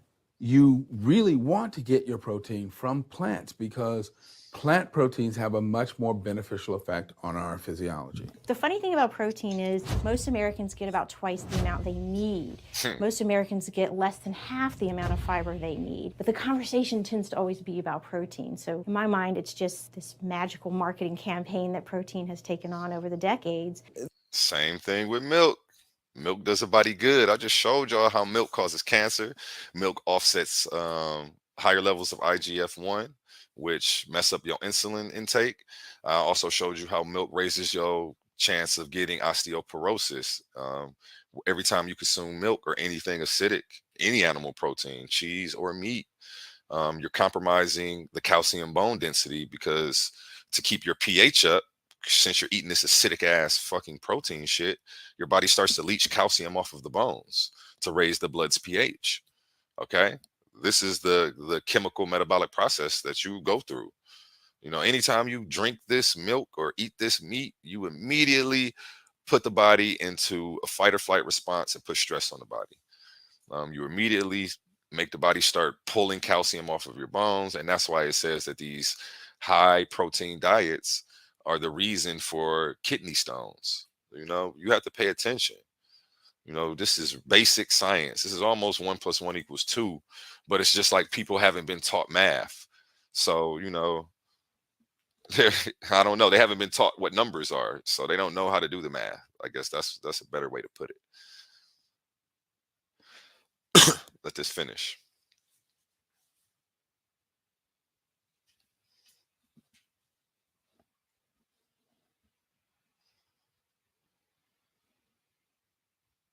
Why ain't it playing?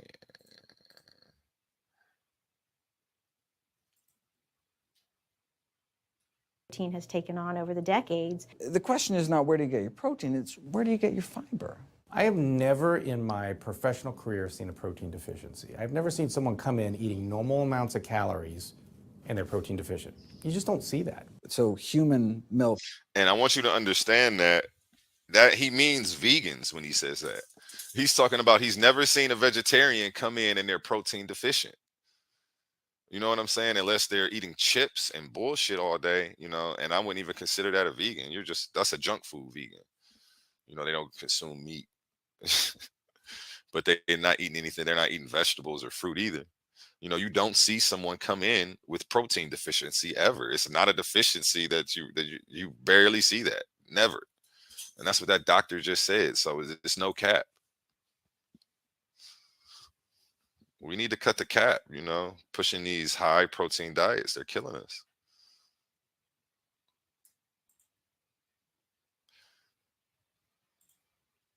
I want to play.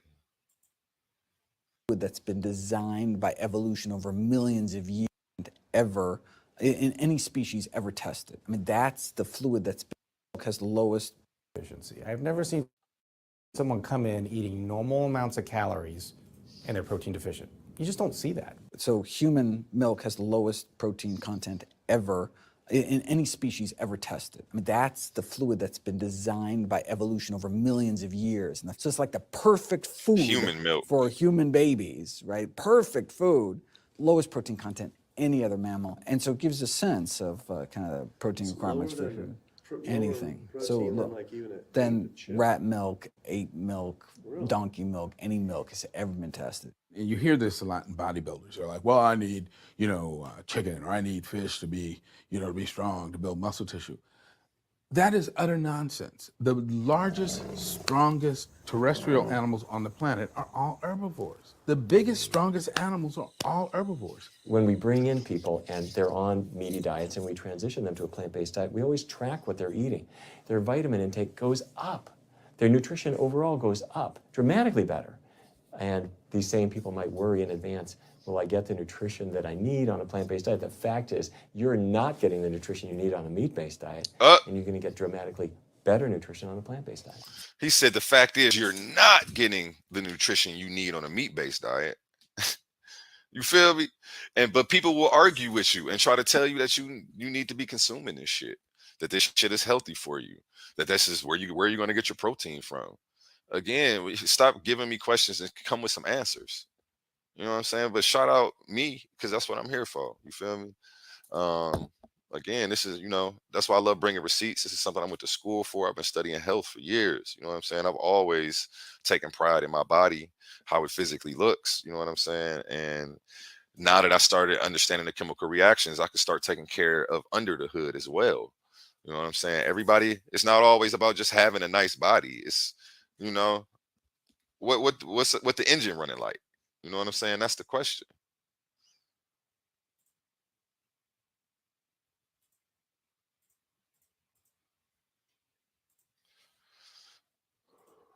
Based diet. For an average sized guy like myself, I need about 56 grams of protein a day. That's optimum. Probably I really need 30 to 40 grams a day. Diets that are really high in these protein create diabetes, create heart disease, create cancer, create diseases that I'm treating on a daily basis.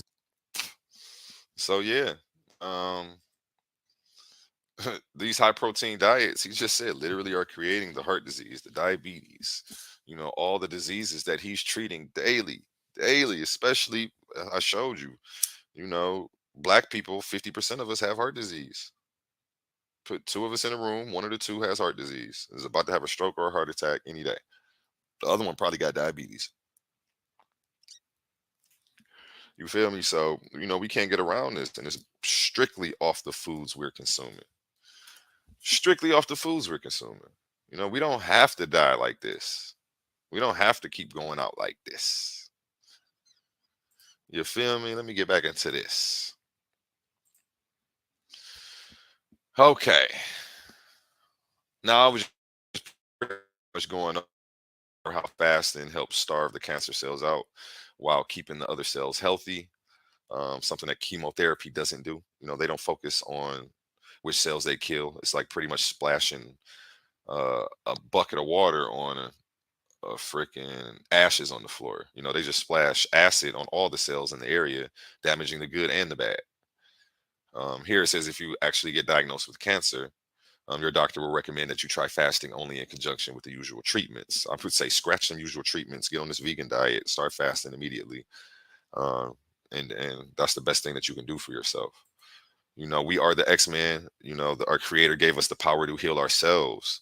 What we have to do is put the body in the right condition. That is it.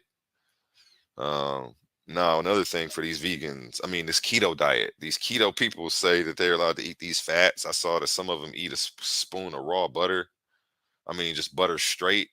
Like this whole diet is weird, but let's get into it because there's healthy fats and there's bad fats, and they don't tell you this stuff. You have monosaturated fat right here. This type of fat is helpful and present in a variety of foods and oils. Nuts, almonds, cashews, peanuts, pecans, vegetable oils, olive oil, peanut oil, butter, and avocados, period. Okay. You have polyunsaturated fat. Polyunsaturated fats are essential fats because the body cannot make them and needs to get them from food. Plant-based foods and oils are the primary source of this fat. Like monosaturated fat, polyunsaturated fat can decrease your risk of heart disease by lowering your blood cholesterol levels. Okay, so I'm giving you guys the good fats to go towards and where to go to get them. Okay, this polyunsaturated fat can decrease your risk. I already read that.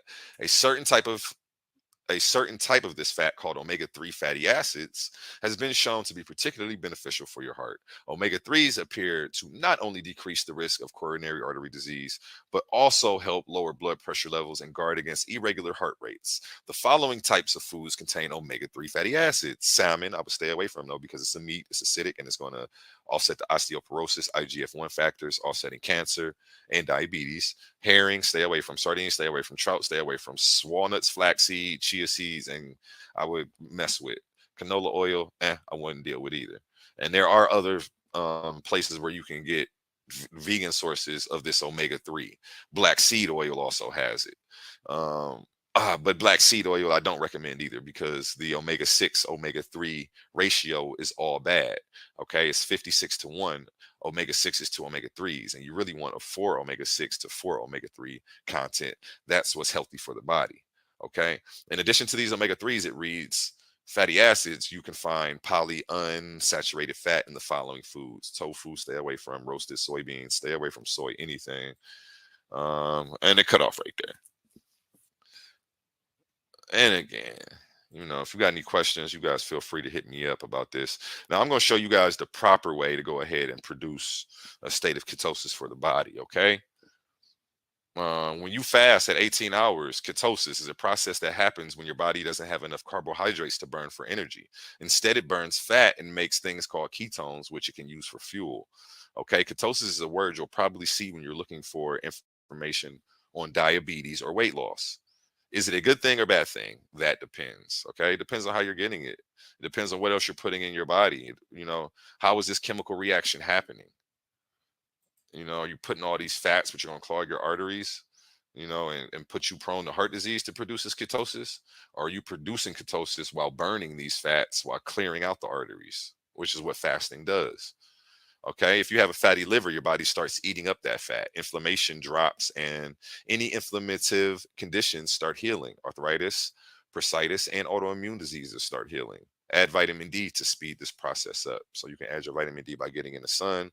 If you want to take a supplement, cool. But I always say natural is the best way to go. Okay, and this is what happens this is the fasting process. I'm keeping it real basic. And again, let's start with the keto diet, the keto food pyramid that's killing black people faster than guns. Okay, down here at the bottom, we have protein. They start you off with protein, and you see where they show you to get your protein from. Now, I just showed you guys that only plants make protein. So anytime you eat meat or use dairy to get protein, you're getting a recycled, watered down rendition of what you want, coupled with all the bullshit, the uric acid, the ammonias, all the bullshit that's fucking you up.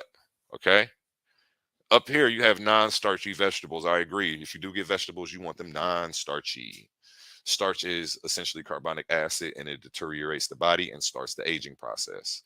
Okay, I broke that down earlier as well. I also broke down how starch is a binder to bind hybrid plants that people are man-made plants. Okay, the dairy and nuts, some nuts are good. I would stay away from the dairy, and the berries should be down here.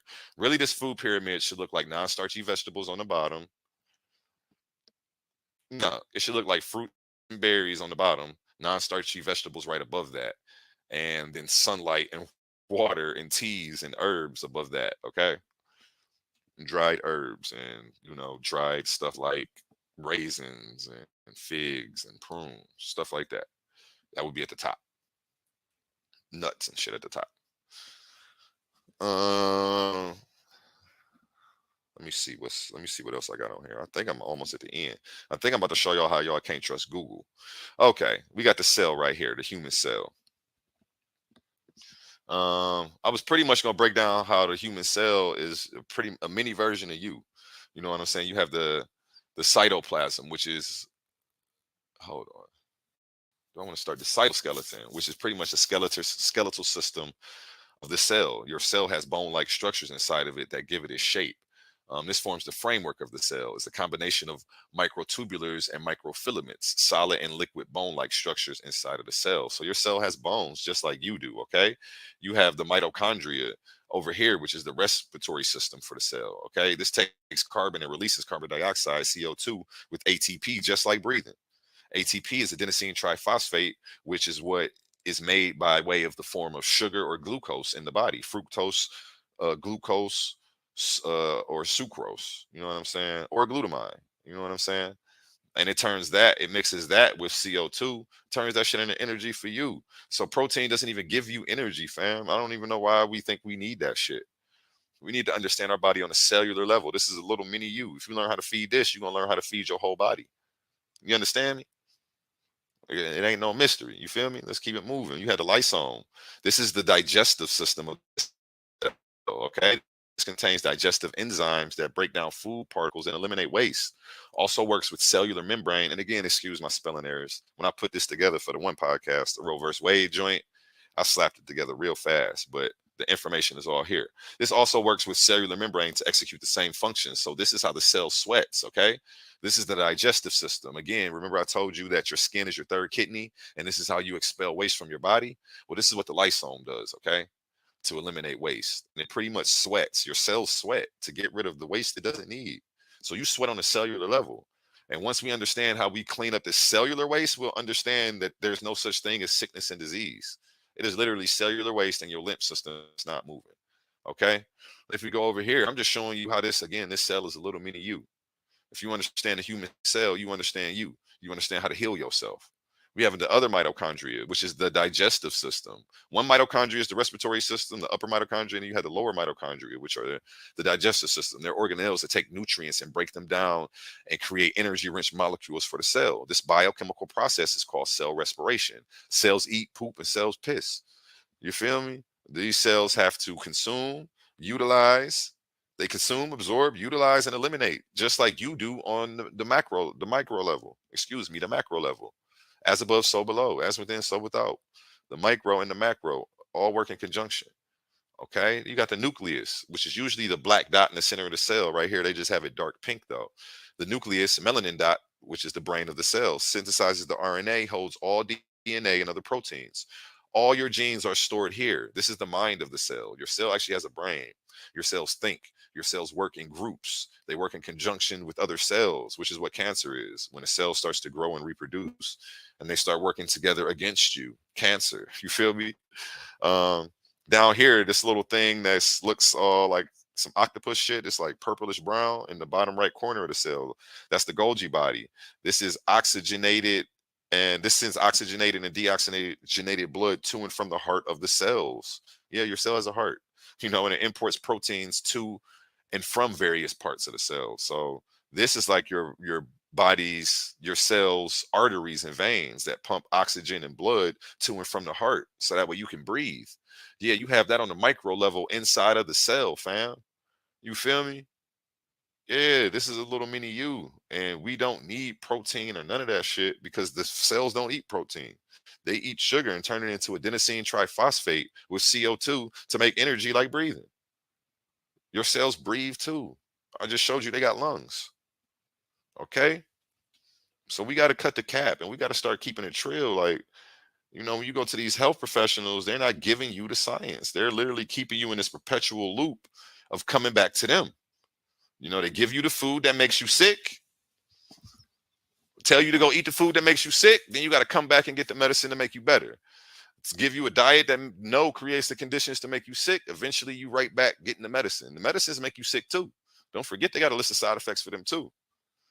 Then they'll tell you to go back and eat the medicines. Eat the food to get better from that shit, and then you right back taking some more shit.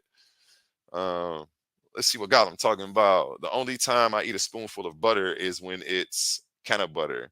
Other than that, it's nasty, bro. Yeah, I use can of butter to make the tea, but I actually make my tea with coconut oil.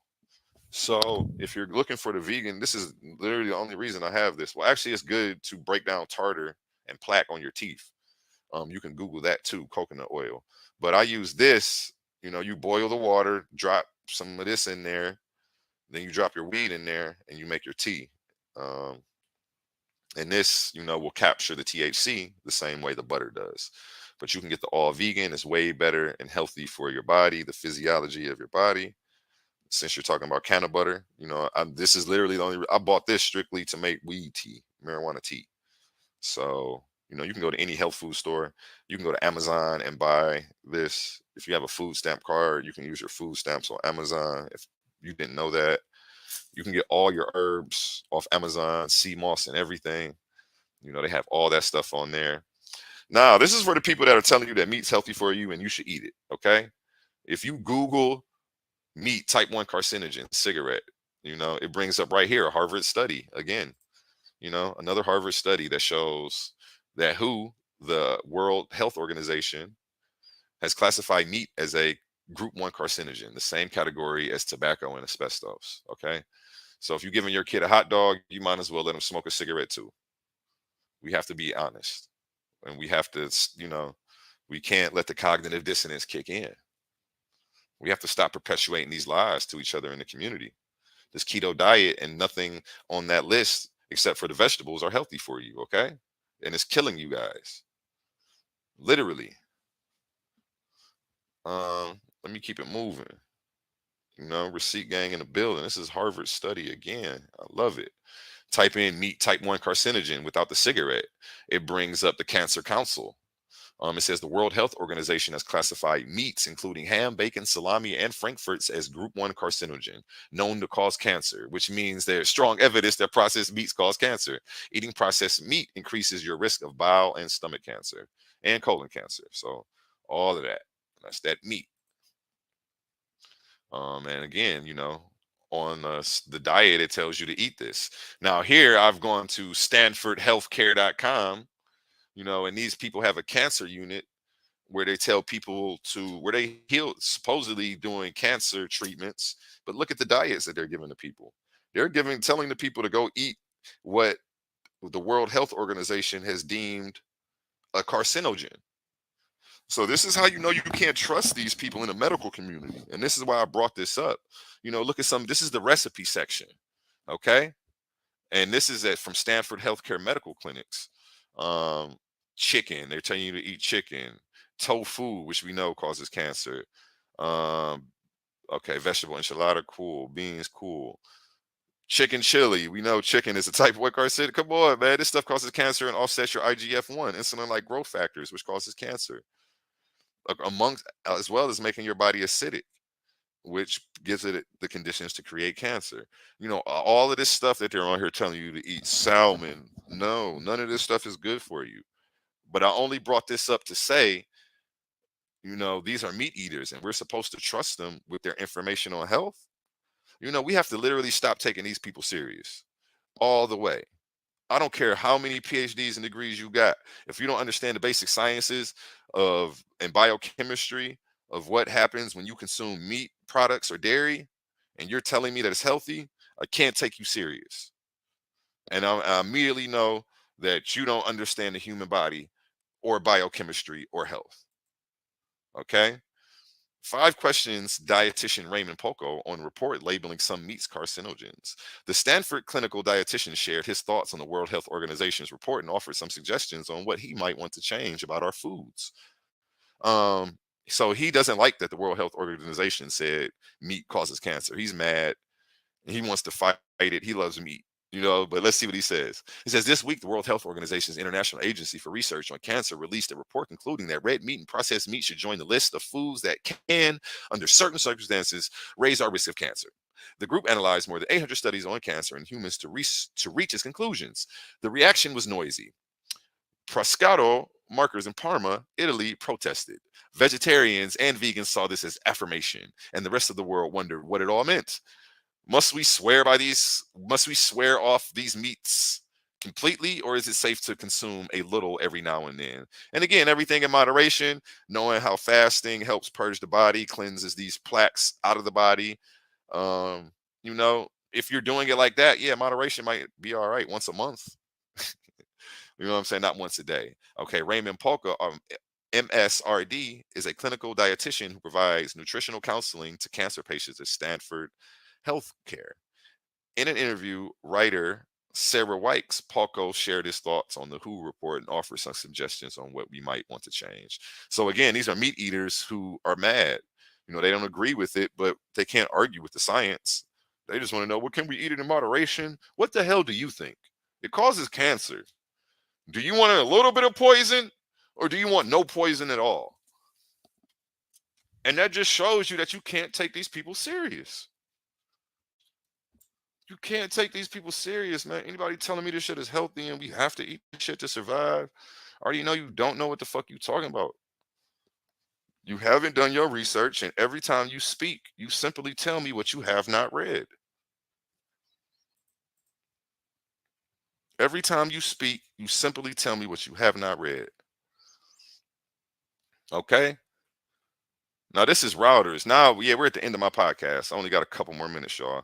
I got one more video to show y'all. But right now, I'm just showing y'all. Now, this is John Hopkins.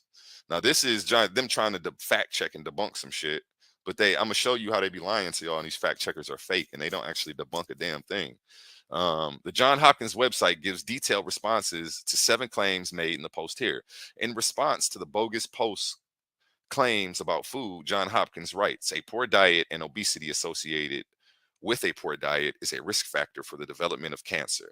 However, there is no evidence that certain foods alter the environment of an existing cancer at the cellular level. and cause it to either die or grow. Well, that's false, because I just showed you.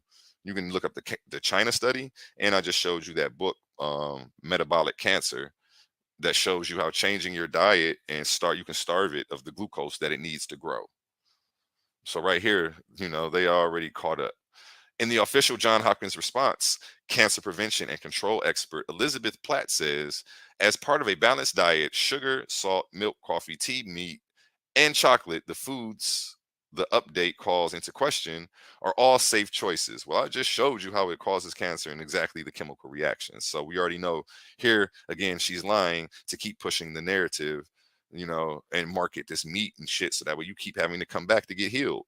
The real concern with many of these particular sugars is that it adds calories to a diet and can lead to obesity, and obesity is the major risk factor for cancer.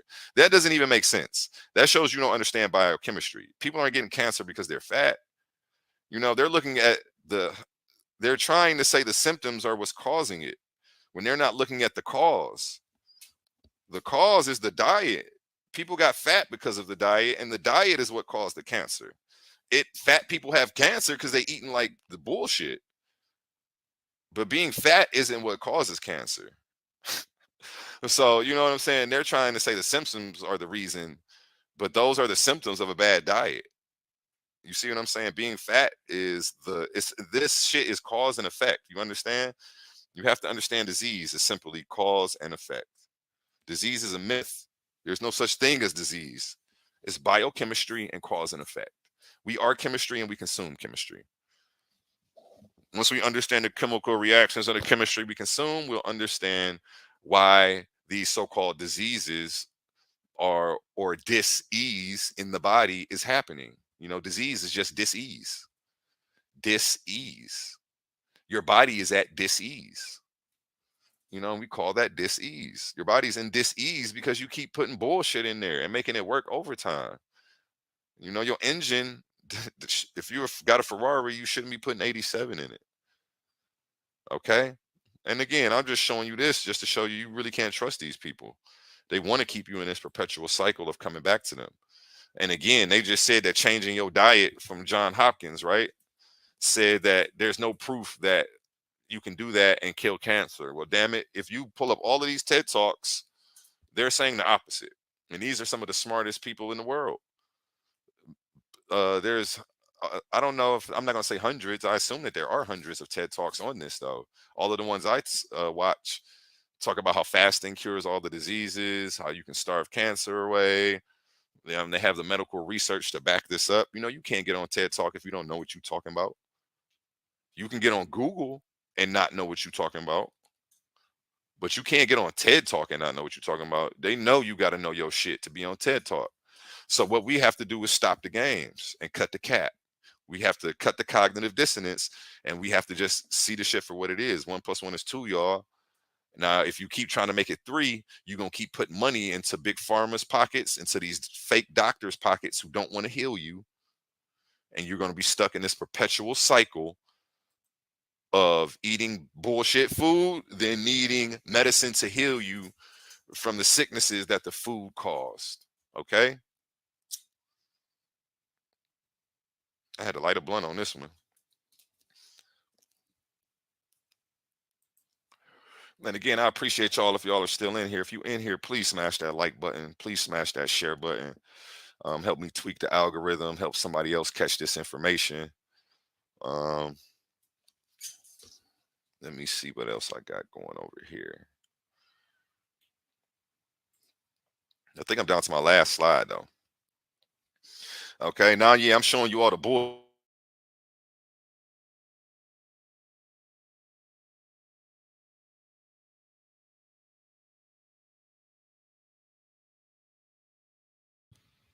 If somebody gives you the pros without the cons, you can't trust them. Why are they omitting information and trying to tell you that this is good for you and not giving you the negative effects? So if you just type in, is pork good for you? You're going to get articles online that say pork is great. And they're going to break down why. And I'm just going to show you that we got to stop trusting these people. It says pork has iron, zinc, 2 vitamins and minerals that your body needs to function, are abundant in pork. I read that weird, but whatever. Additionally, it is fantastic supply of top-notch protein. Whatever. Pork is pork that has undergone little processing and has been properly cooked, when consumed in moderation, might have certain advantages for your diet. Cap. Pork is full of amino acids, which I just showed you. Only plants can make amino acids. So anytime you eat pork, you're getting recycled amino acids coupled with the bullshit you don't want, which can make them ideal building blocks for constructing new muscle. Again, if you want amino acids, go to plants. Plants build muscle. Plants and water. Let's keep it moving. We lose muscle mass when we become older, which can cause serious muscle degeneration disease and sarcopenia. So again, yep, we already know pork is nasty spiritually and physically. Definitely don't put that shit in your body. I'm gonna do a whole episode breaking down pork. I'm gonna do a whole episode breaking down milk. I want these podcasts to be their own specific episodes, even though I lightly cover them here. And because again, this is what everybody's eating. So in all my health podcasts, I'm gonna touch on them. When I'm talking about veganism, I'm telling you to stay away from them. But I'm going to break down the biochemical reactions, exactly what's going on, even deeper. Show you the marketing campaigns, show you how they milk these cows and the conditions that these cows are held under. Yeah, these, it's physically and spiritually, this is not what you want, you know. And again, you cannot trust these people, We can't. We can't. How many? I think I got one more slide. Let me see.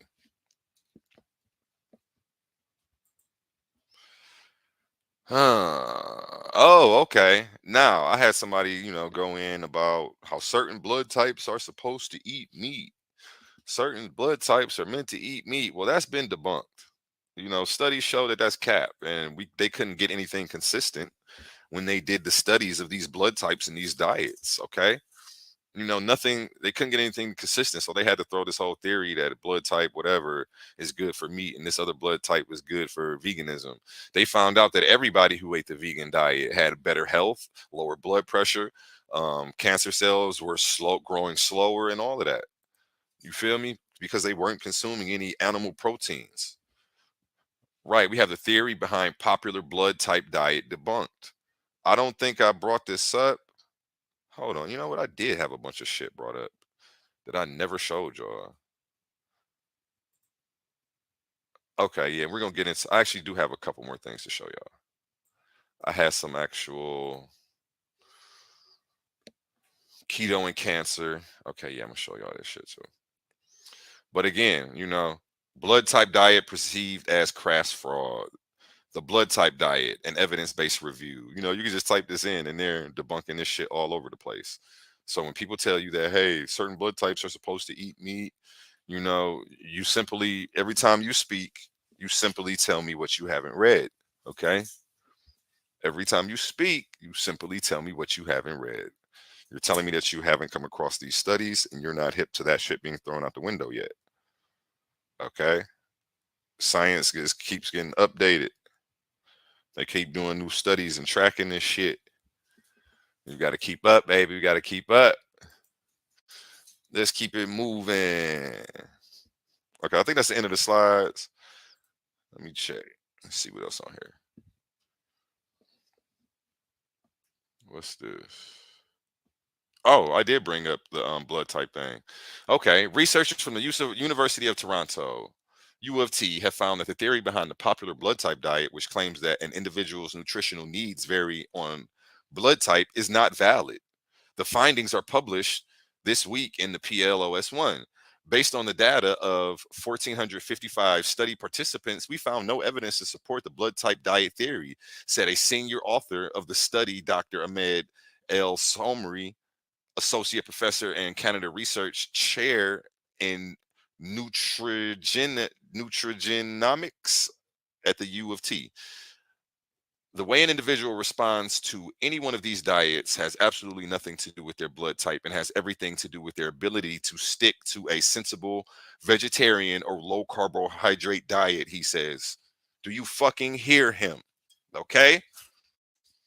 He said your fucking health has nothing to do with your blood type. It has to do with, can you stick to this vegan diet or can't you? So we need to cut the cap. Receipt gang in the building, receipt gang in full effect. Anybody talking about, oh, well, certain blood types are, and yeah, you can go to Google to find that, but they have to get around these studies though. Because though this study debunks those studies. So we have to stop the games. We have to stop passing this old science, and we have to stop sticking to old science when the new shit comes out. You feel me? We got to cut the games, man, because our health, our lives are at stake. The longevity and the quality of our lives are at stake. Okay, let me finish reading. Researchers found that the associations they observed between each of the 4 blood type A, B, and O diets and the markers of health are independent of the person's blood type. The blood type diet was popularized in the book Eat Right for You, Eat Right for Your Type, written by naturopath Peter D. Adamo. And shout out him, he's a naturopath, so I'm not bashing him, but we have new science. The theory behind the diet is that the ABO blood type should match the dietary habits of our ancestors, and people with different blood types process food differently. According to the theory, individuals adhering to a diet specific to one's blood type can improve health and decrease chronic illness such as cardiovascular disease. The book was a New York Times bestseller and has been translated into 52 languages and sold over 7 million copies. The U of T researchers took an existing population of mostly young and healthy adults who provided detailed information about their usual diets and provided fasting blood that was used to isolate fasting blood. Why would they provide fasting blood?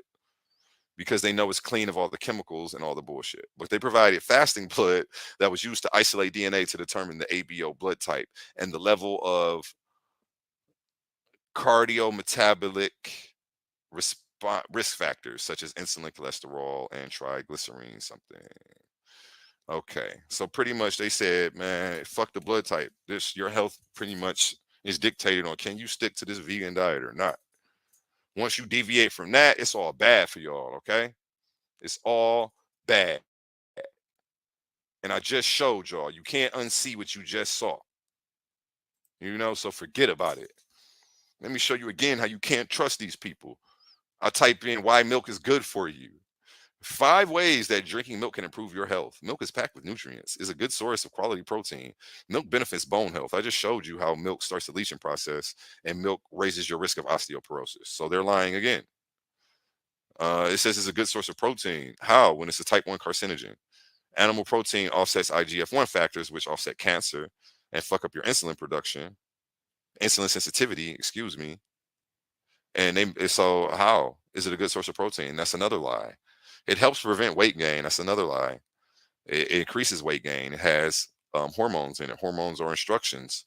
These instructions tell a baby cow to go from 100 pounds to 500 pounds in 9 months. You're taking in these same hormones, and we wonder why everyone is overweight. It is literally, we're not supposed to be drinking from a baby. We're not baby cows. We're not supposed to be drinking cow's milk or taking in these hormones. Milk is a versatile ingredient. That it is. You can use it from baking to macaroni and cheese to yogurts, etc. But it's not good for you. But I'm just showing you how you can't trust Google. These people are only giving you the positives and not the negatives. So this keto diet, again, fam, it's all bad. This food list that I showed you, don't fuck with it. It's not safe. It's killing us. Let me go ahead and share my screen and show y'all one more thing. Window. Yep. Google Chrome. Here we go. Okay. Study. Should you try the keto diet? And what is this? Harvard? I think this is Harvard University. Yes, this is Harvard Health Publishing, Harvard Medical School. Okay. Should you try the keto diet? It's advertised as a weight loss wonder, but this eating plan is actually a medical diet that comes with serious risks. Okay. This is Harvard Medical University. You can Google this. You got a smartphone. Everybody who's talking about keto diet safe. In the world of weight loss diets, low carbohydrate and high protein eating plans often grab attention. The Paleo, South Beach, and Atkins diets all fit into this category. They are sometimes referred to as ketogenic or keto diets. But a true ketogenic ketogenic diet is different. Unlike other low carb diets, which focus on protein, a keto plan centers on fat, which supplies much as 90% of daily calories. And that's completely unhealthy. It clogs your arteries, amongst a host of other fucking problems. We're going to get into it though. And it's not the type of diet to try as an experiment. The keto diet is primarily used to help reduce the frequency of epileptic seizures in children. So this is why they came up with this. It wasn't meant to be used long term, and it wasn't meant for healthy people. While it also has been tried for weight loss, only short term results have been studied, and the results have been mixed. So I gave you guys the long term results of this diet. All you hear about is the pros, and nobody ever gives you the cons. We don't know if it works in the long term. We know it doesn't, flat out, nor whether it's safe, warns registered dietitian Kathy McManus. How does the keto diet work? Okay. And again, you guys go Google this. I've been on here 2 hours. I'm about to tap out today. But, let me keep it moving. I'll show you guys a few other things. This is WebMD, cancer in the keto diet. A ketogenic diet is a very high fat, low carbohydrate way of eating. It can help you lose weight by forcing your body to burn fat instead of carbs as its main source of energy, which fat doesn't turn into adenosine triphosphate. So that's why a lot of people who take this diet are fatigued all the time. They're tired. They don't have high energy levels. And let me go ahead and keep reading. In recent years, some early evidence has suggested that the ketogenic diet may help treat some types of cancer. One theory is that cancer feeds on sugar you eat, but a high fat diet starves the tumors. And this is a high fat diet? No, a low sugar diet. Look, one theory is that cancer feeds on sugar. Okay. All you got to do is lower the sugar. And you say nothing about fat. Start eating a whole bunch of fat. Eating a whole bunch of fat, it's okay. But you see how they try to trick you. So far, no major cancer group recommends keto diets for either prevention or treatment of cancer. How keto may affect cancer: the standard diet recommendation is to limit fats to no more than 30% of your calories. Carbs, I'm not even about to get into all of this. Okay, y'all can go read this on your own. But what I'm pretty much showing y'all is the basics. Okay. Are there risks associated with eating too much protein? Yeah. You're probably familiar with high protein diets, which have seen recent resurgences since the diets of Atkins' zone gained popularity in the 1990s. Diets such as the caveman or paleo diet, or the carnivore diet, or the keto diet, or high protein diets, which the standard ketogenic diet emphasizes fat. It can also be high in protein. Even mostly or entirely plant-based diets can be high in protein. So they're even telling you right here, you can be on a plant-based diet and your plant-based diet can be high in protein. But at least you're getting the healthy protein. So why would they be admitting this if you can't get protein from plants? See, we need to stop with these myths. Okay. And shout out them for Healthline for spinning that. Let me close that. Protein as an essential part of a healthy diet. It helps to build and repair muscle, organs, and bones. And again, I showed you only plants produce protein. Anytime you're eating meat for protein, you're getting recycled protein, which is a watered down rendition of it in its original form, with the acidic shit and all the shit that's killing you. Okay. Um, High protein diets have also been shown to be helpful with reducing fat. I don't know how. Feeling of fullness. They'll make you feel full for sure. And retaining muscle. They'll do that too. But it doesn't mean they're healthy for you. However, high protein diets have also been associated with several risks that are important to be aware of. And shout out them because we can trust them. Now they're giving you the pros and the cons. Okay. And if a website doesn't give you both, we already know don't trust them. However, high protein diets have been associated with several risks that are important to be aware of and understand. Nutritional experts don't advocate consumption to exceed recommended daily amount. When calculating how much total protein you should eat, the factor of protein from diet should factor in supplements, blah, blah, blah. Risks of eating too much protein: weight gain, bad breath, constipation, diarrhea, dehydration, kidney damage. These high protein diets are fucking up your kidneys, okay? Your kidneys are what do the filtering of the toxins and help you detox sicknesses out of your body. So these high protein diets are keeping your immune system from actually doing their job. I'm trying to save y'all motherfucking life, and y'all swear by this meat, and y'all don't want to listen. Y'all don't want to take heed. And it's not until y'all are on your deathbed, that you want to start looking this shit up or starting to maybe try to experiment, in eating healthy.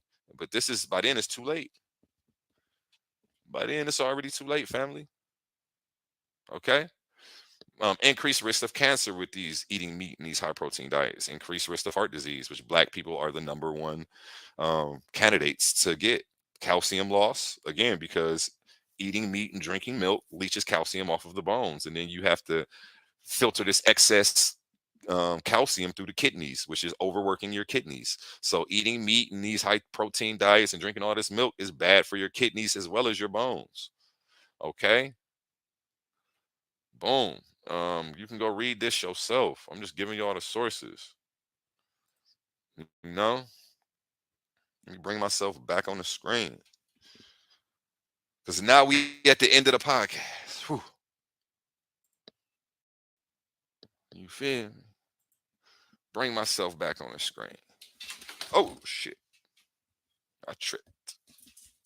Okay, and with that being said, I love you guys, and that's why I take the time to even put this slideshow together and go and get all these sources and package this shit together for y'all. I want everybody to live a healthy, prosperous life. You know what I'm saying? Um, it's important to me to go ahead and pick up where the elders like Dr. CB, Dr. Africa left off and spreading this message to our people. This is chemical warfare, essentially. You know what I'm saying? Um, and you see who it's affecting the most. Let me bring up the slide again. I'm gonna show y'all who this shit is affecting the most. Let me share my screen.